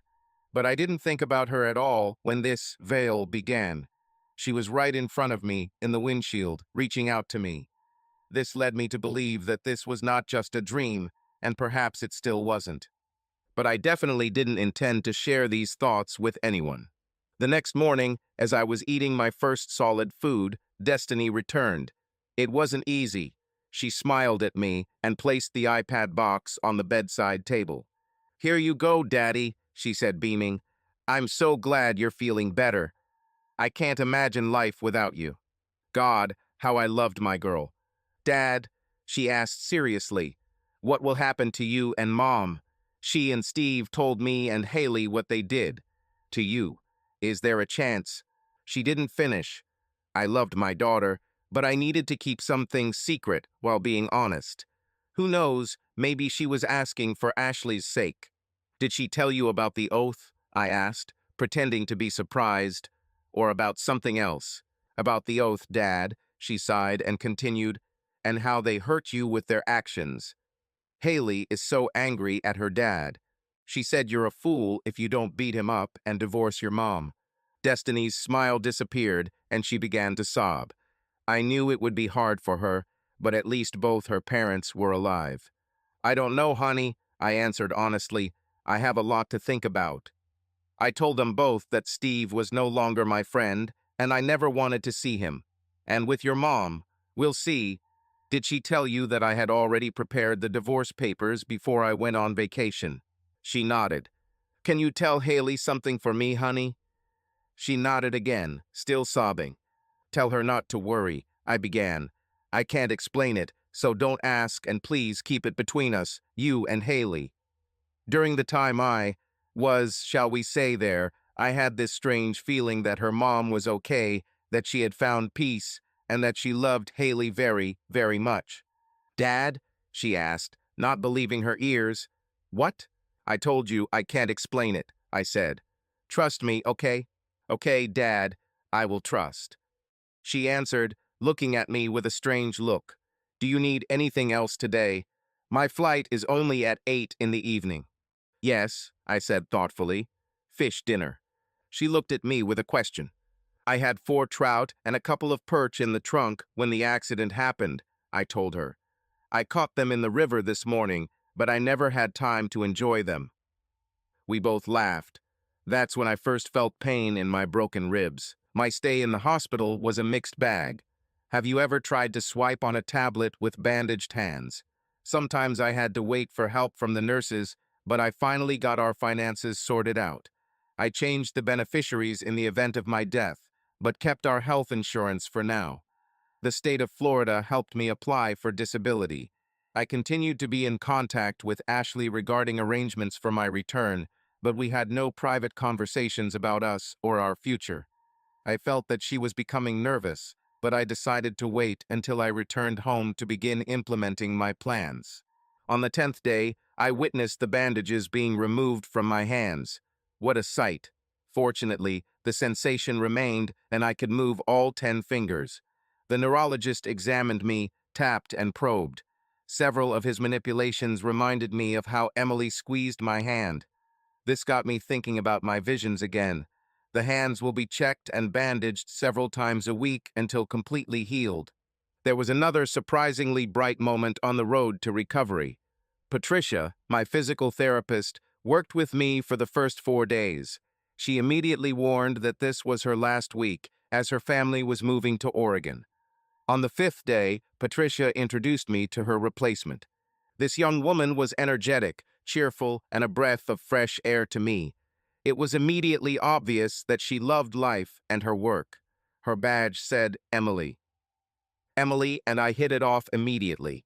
We didn't just get along well. There was some kind of inexplicable closeness between us. It was like the meeting of two separated twins. She showed me X-rays and charts of patients with similar injuries. She spoke to me directly about the probabilities and chances of a full recovery. But she also made sure I was aware of all the options, including the newest prosthetics that connect directly to nerves. Most importantly, Emily gave me hope, something I had been missing. She knew how to create an atmosphere in which it was easy for me to open up to her. In less than 2 weeks, she knew about my recent past and everything that led me to that mountainside, if not straight into the ravine. Emily was also physically unlike most women I knew. She had blonde hair, almost white. Ashley and the other Emily were brunettes. This Emily was pleasantly plump. She was 32 years old, which made her 12 years younger than me. I was well aware that there was little in common between my old friend Emily and this new one. I had no illusions. I didn't even hint at it to myself. We talked at length about my return to Jacksonville, what I expected to find there, and what I could do to maintain my sanity and continue my recovery. Emily was worried that the toxic atmosphere between Ashley and I might interfere with my ability to focus on daily activities.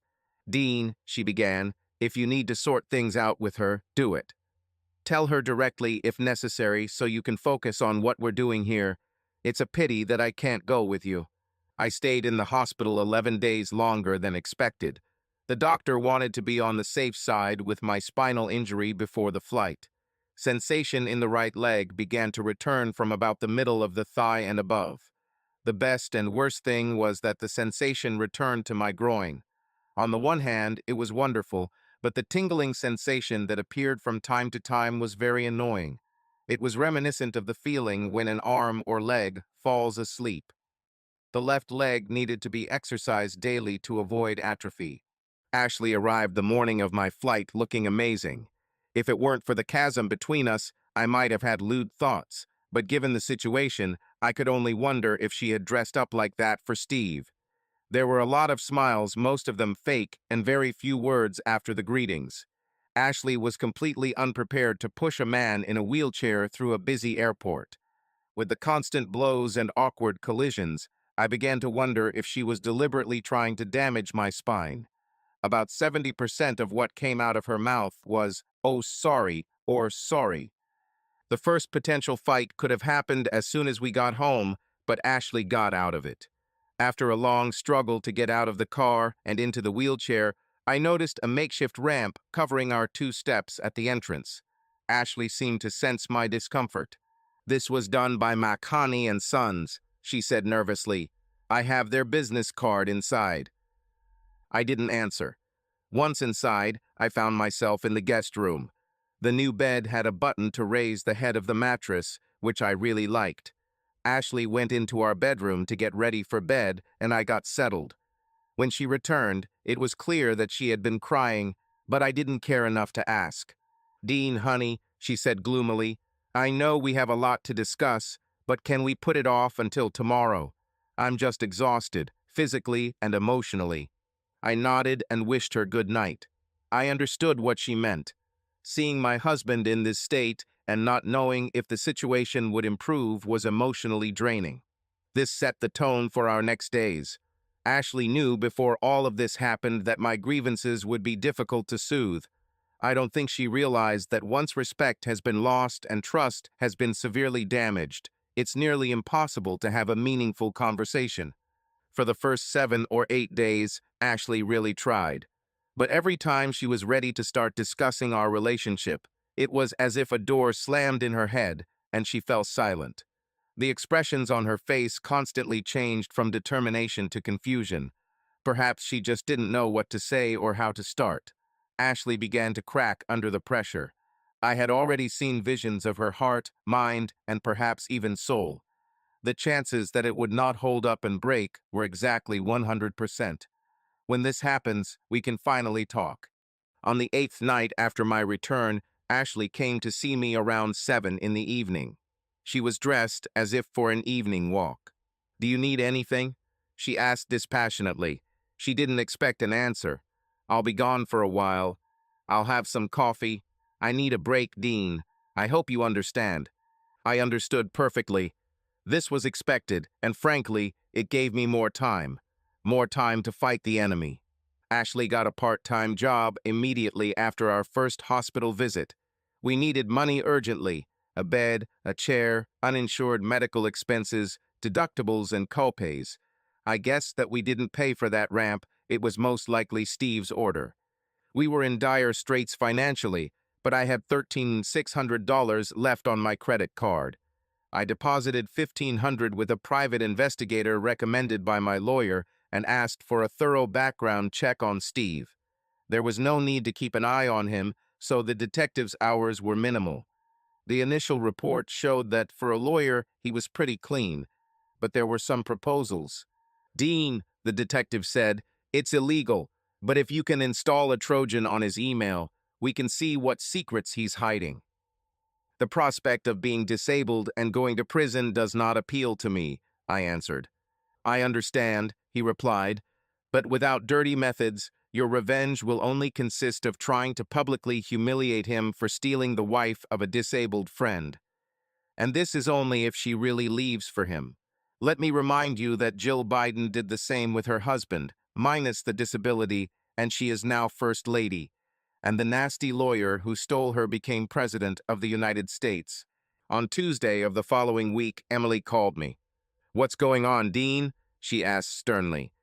"I just spoke to your physical therapist, and she said that you canceled Monday's class and aren't doing your exercises regularly. Are you having problems?" I tried to justify myself, but eventually gave up. There was no point in lying. I knew I had started my rehabilitation in the last week. Thoughts of personal redemption consumed me.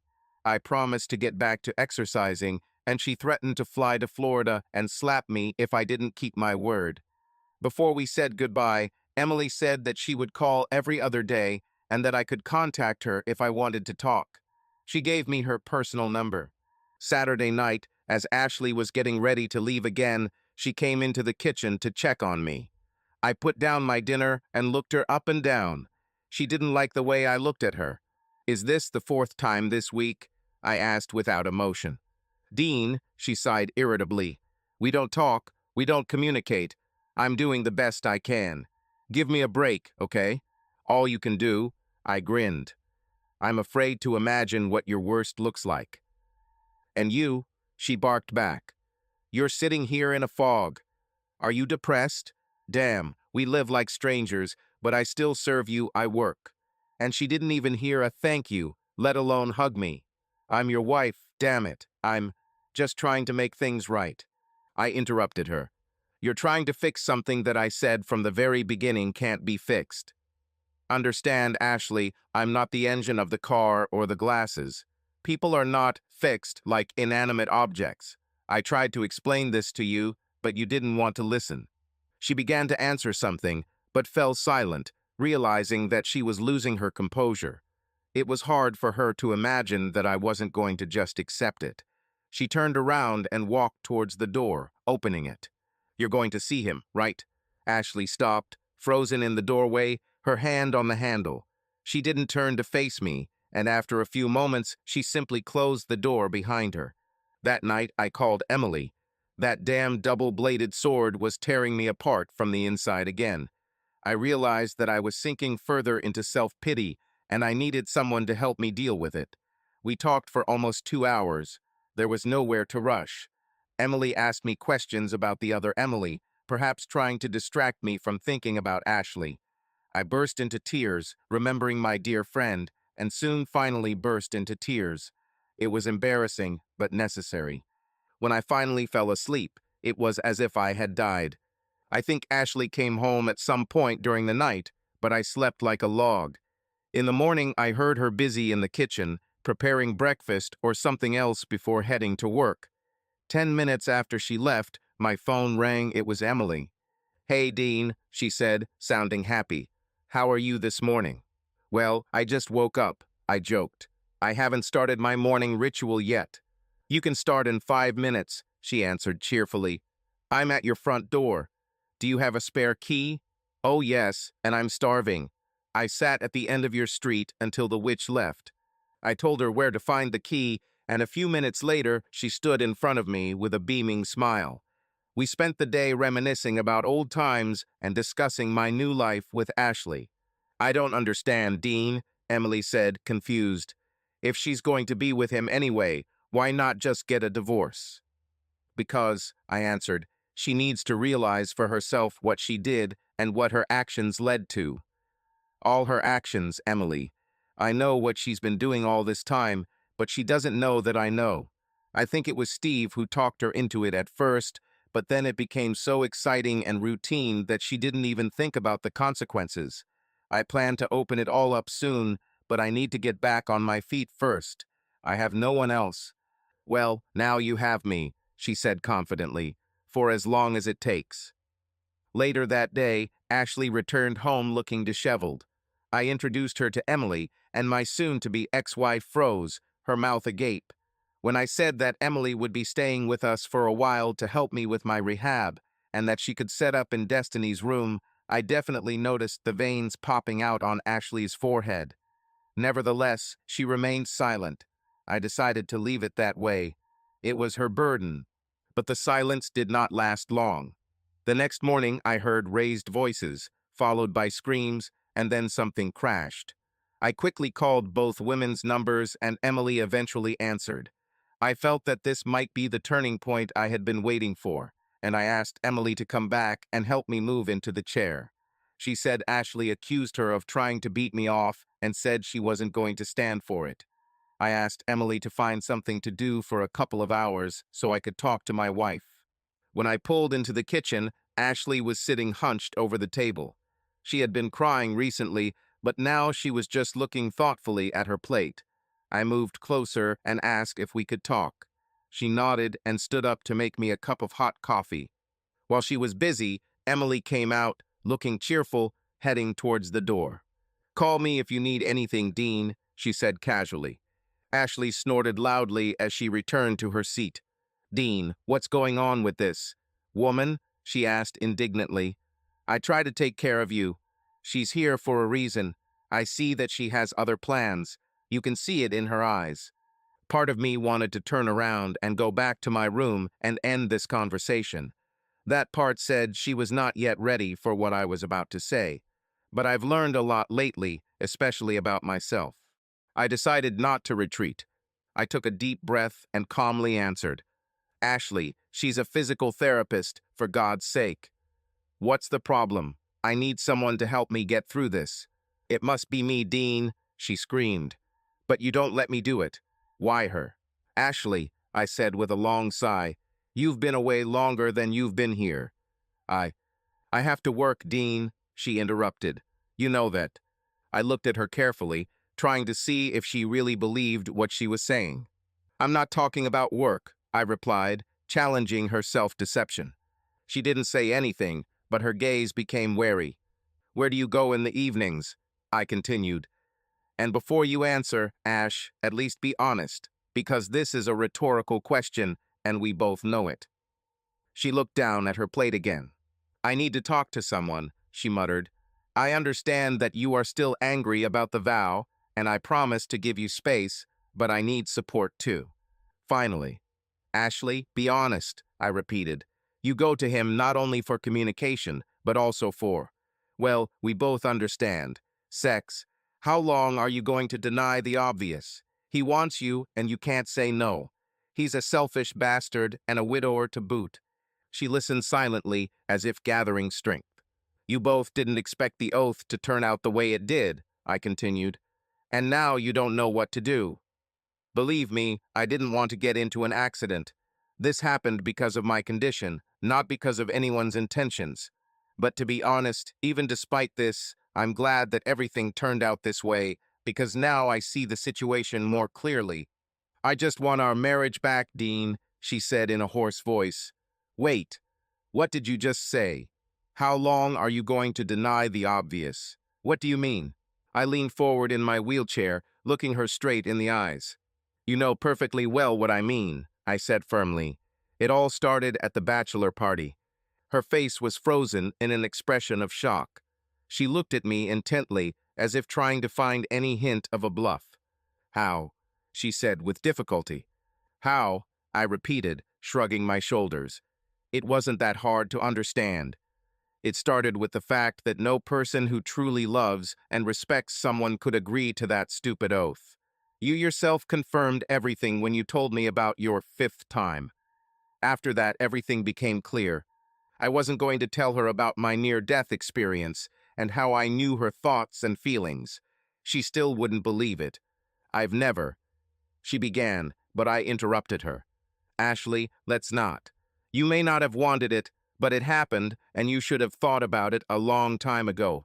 Besides, I'm not ready to listen to your apologies. Perhaps never." Tears were streaming from her face, but judging by the expression, these were rather tears of relief. She's carried this burden for too long, trying to protect herself, please Steve, and keep me in the dark. "What now, Dean?" she asked, barely audible. "Now you start packing your things and going to him for good," I answered without any emotion. She lost her mind for a moment. "No, you need care." She stopped short, remembering our new guest. "Ah, now I understand," she said bitterly. "Yes, I think I finally got it, Ashley. You will be given documents either at work or at Steve's. I would prefer the second option, so as not to create unnecessary problems for you in your new place. Sign them as soon as possible. I want to finish this matter, and if you start to piss me off, you won't like it. I'm not as stupid as Steve probably thinks I am." She looked at me for a few seconds, then shocked me by standing up, touching my arm and saying, "I'm truly sorry, Dean. Sorry about all this." I heard her packing her things in the bedroom, talking on the phone and refusing the offered help, saying, "No, I can handle it myself, thank you." Apparently Steve wanted to come get her so he could mock me one last time. It depressed me that it took me so long to see him for who he really was. Ashley returned with 3 suitcases and a travel bag. She pulled out her keys, took off the key to our house, and placed it on the kitchen table. "Dean, I never stopped loving you," she said, her voice shaking. "If you ever believe anything about me, believe this." "Goodbye, Ashley," I said, looking out the kitchen window and pointedly turning away from her. This is all she deserved. After she left, I called the detective, told him it was over, and told him I'd send him an email as soon as I heard back from Steve. To attach the Trojan, I needed to send Steve another email, and I would have to humiliate myself a little to provoke his self-centered response. It was one of the hardest things I've ever done, but it was worth it. Steve, I have finally found peace, and I would like to say that you have won. I think you've always been better than me. You and Ashley deserve each other, and I say that in any way you want to take it.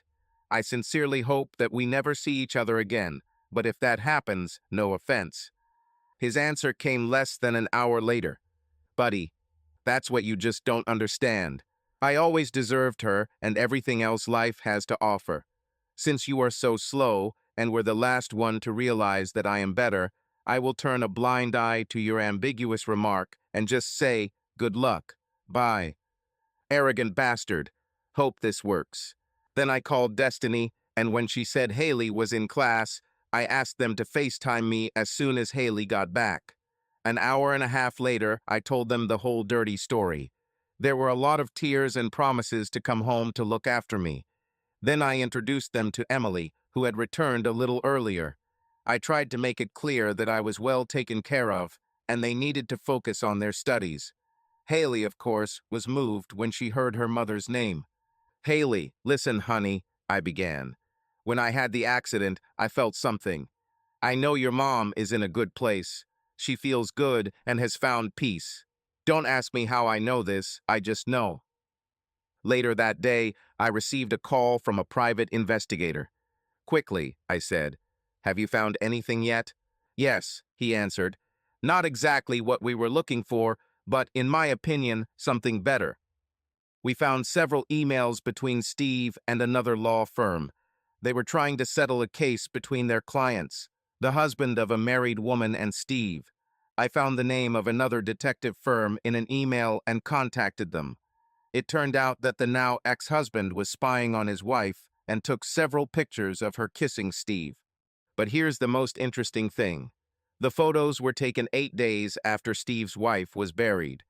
We also discovered that he is a member of an elite partner exchange club and a self-proclaimed recruiter of new married couples. I guess he does it through women. We don't need more information or anything illegal. This should be enough to destroy it. Do you agree? I agreed. 2 days after my lawyer said Ashley had signed the papers, I placed a full-page ad in the local newspaper. This cost another hefty charge to my credit card, but it had to be done. I posted a photo of an attractive blonde woman, her face blurred out, sitting next to Steve in a cozy restaurant setting. They held hands and looked at each other with love. In the signature, I wrote, "This is Steve Jackson. He is a local lawyer and has been my friend for 20 years. Judge for yourself what kind of friend he turned out to be. You see, he cheated on me and my wife for 20 years, and his wife and I knew nothing about it. After my recent car accident that left me disabled, he completed his mission by completely taking my wife away. Here he is with another man's wife, not me, just 8 days after his own wife died of cancer.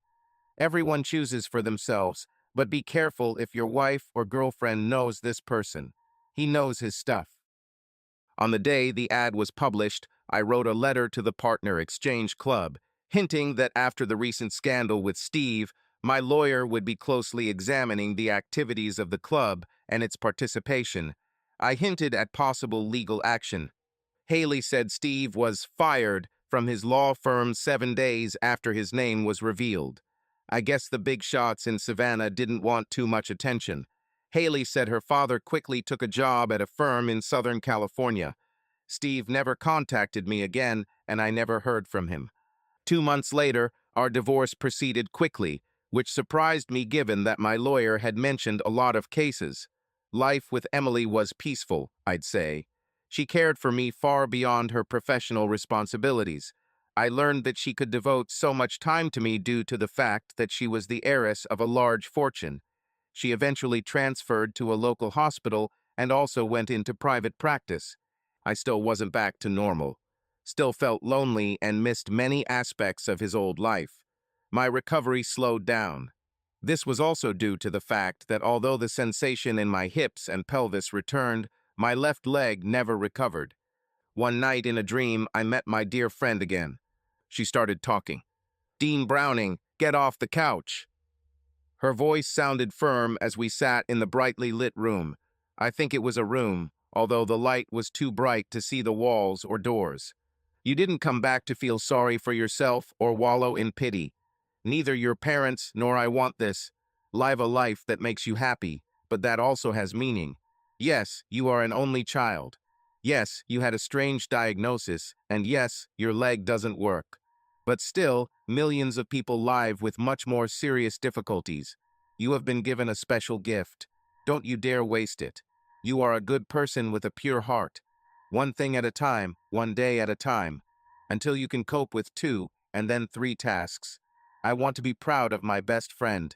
Now go. And she disappeared. That was the last time I saw Emily in my dreams.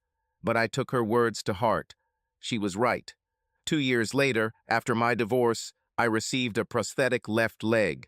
Another 6 months later, Emily and I got married. The girls have been spending all their free time with us since their mother left Steve 4 days after my ad was published. I kept wondering why it took so long. She returned to Chicago to be closer to her parents. Emily and I didn't fall head over heels in love with each other, and that was the best thing. Our love developed gradually, filled with deep mutual understanding and respect. We were friends first, as they say. Destiny and Haley were a different story. Emily was much closer in age to them than to me or Ashley. Having gotten used to the new leg, I began to experiment with a new electrical unit where the nerves and mechanics connected. After early retirement from the civil service, Emily helped me, and together we created a prototype where the compounds were embedded in human plasma. This provided better fusion and faster response at the point where electrical signals from human nerves met the technology. Ultimately, the idea was developed in the laboratory, and I was invited to the project as a consultant. We made enough money, and we did it by helping other people. 5 years after my life changed so radically, Destiny was preparing for her own big event. She was marrying a nice young man named Danny Nelson. I knew Ashley would be there, although Destiny relied more on Emily's help with planning and organization. I think Emily convinced my daughter to invite her mother. Destiny mentioned that she would bring a new boyfriend with her again, a lawyer. Some people never learn. As the wedding drew to a close and the newlyweds left for their honeymoon, Ashley approached me. "Can we talk for a minute, Dean?" she asked, pointing to a free table in the far corner of the room. I followed her and sat down opposite her. After the standard comments about the wedding and how our girl had grown, she got to the point. "Dean, I want to tell you something," she began. "I thought this would help you put an end to our relationship. But as I thought about this conversation over the past few weeks, I came to the conclusion that I need this more than you. So if you have any questions, I will answer. And if not, then I understand." She took a deep breath. "What happened? What I did to you and probably Emily is the most selfish thing imaginable. How I got to this point is still a mystery to me, and the main topic in every session with my therapist. I forgave myself for that night at your bachelor party. Despite how much I hate Steve now, I have forgiven him for that incident. I remember almost nothing about him, except that I was dead drunk. I will never know who took the first step, him or me. We were young, drunk, and pathetic. My mistake was that I hid it from you. I slept with someone I had a relationship with before, so I should have been able to tell you about it." She hesitated before continuing. "Everything else," she said hesitantly, "is without excuses. But here's what happened. A year after the girls were born, Steve began to flirt with me, as he did in college. It didn't seem strange or wrong to me. On the contrary, it was even pleasant. The first time it happened was when Emily was on a dive and you went to Tallahassee. We were with the girls at his house, and he just seduced me while they were sleeping. And before you say anything, I let him. I knew what I was doing, even if I didn't think about the consequences. To my eternal shame," she added quietly, "after that I began to wait for it." I instantly frowned, and she hastened to clarify. "That didn't sound right," she apologized. "Not because of the sex itself. Sex with you was always better than sex with him. That's why we separated in college then. But this was my biggest mistake. Yes, we were sexually compatible, as were Emily and Steve, but I always wanted something more. Outside of sex, I realized in the first few years with you that I should have stayed with Steve or someone like him. I have always been attracted to men with a strong, confident character, charisma, and the ability to impress." I frowned even more. "Okay, Ash, But why didn't you just tell me about this earlier so we wouldn't waste 20 damn years? You could just ask for a divorce. Because, she answered sheepishly, Steve would never leave his wife. He said he would never do this. He began to convince me that neither you nor she would learn anything. We'll be careful. We only saw each other once or twice a year. There were even 2 years when we didn't have any relationship. But in some years, this happened up to 4 times. He didn't force me, Dean. I agreed with myself. I wanted to believe what he was saying, that I would have a loving husband at home, and at the same time I could live out my fantasies with him. She paused to give me time to process. I could no longer look into her eyes and stared into space. I spent 20 years with two of the most selfish people imaginable, all the while giving them my heart and soul, while blissfully unaware. 4 times per square, I said sharply. No, Dean, she answered quietly, covering my hand with hers. Don't think about it like that. This is entirely my fault. I should have known when Steve started putting Emily and you down. He gently forced me to choose a side, 2 against 2. I didn't pay attention to it. And then, after Emily died, he came one day with this album. He said it was our way of staying together. But he didn't know that I was already envisioning a new life after Destiny left for college. I couldn't even tell him that. And I lied to you when I told you that I would never leave you for him or anyone else. I was like a cat in a cage, but I never told anyone about it, not you, not Emily. We didn't have sex that last weekend, she continued. I was too depressed. His stupid ideas weren't working anymore, and I just wanted to get out. After you posted this ad, I finally realized what a fool I was. She smiled and squeezed my hand. Dean, you ended up with 2 children, and dare I say it, a new Emily, who I see loves you with all her heart. You married a selfish, narcissistic woman for the first time. So yeah, 4 times per square. I don't know math, but in a good way. I sat there, stunned. I wanted to say something. I thought I had to say something, anything. But he didn't. She stood up, kissed me on the cheek, and said, Live the good life, Dean.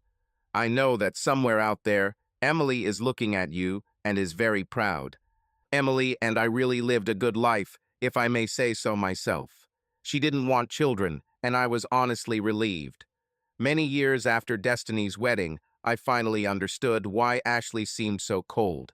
In fact, this was not the case. She might be everything she admitted, but at least she understood it. I finally discovered what I needed to know about myself. She simply laid out the facts of our lives and wished me well. Subscribe to our channel so that your love doesn't cheat on you, and go ahead and listen to the next story, because this story is nothing compared to the next one. If you're under 18, don't even think click to the next one.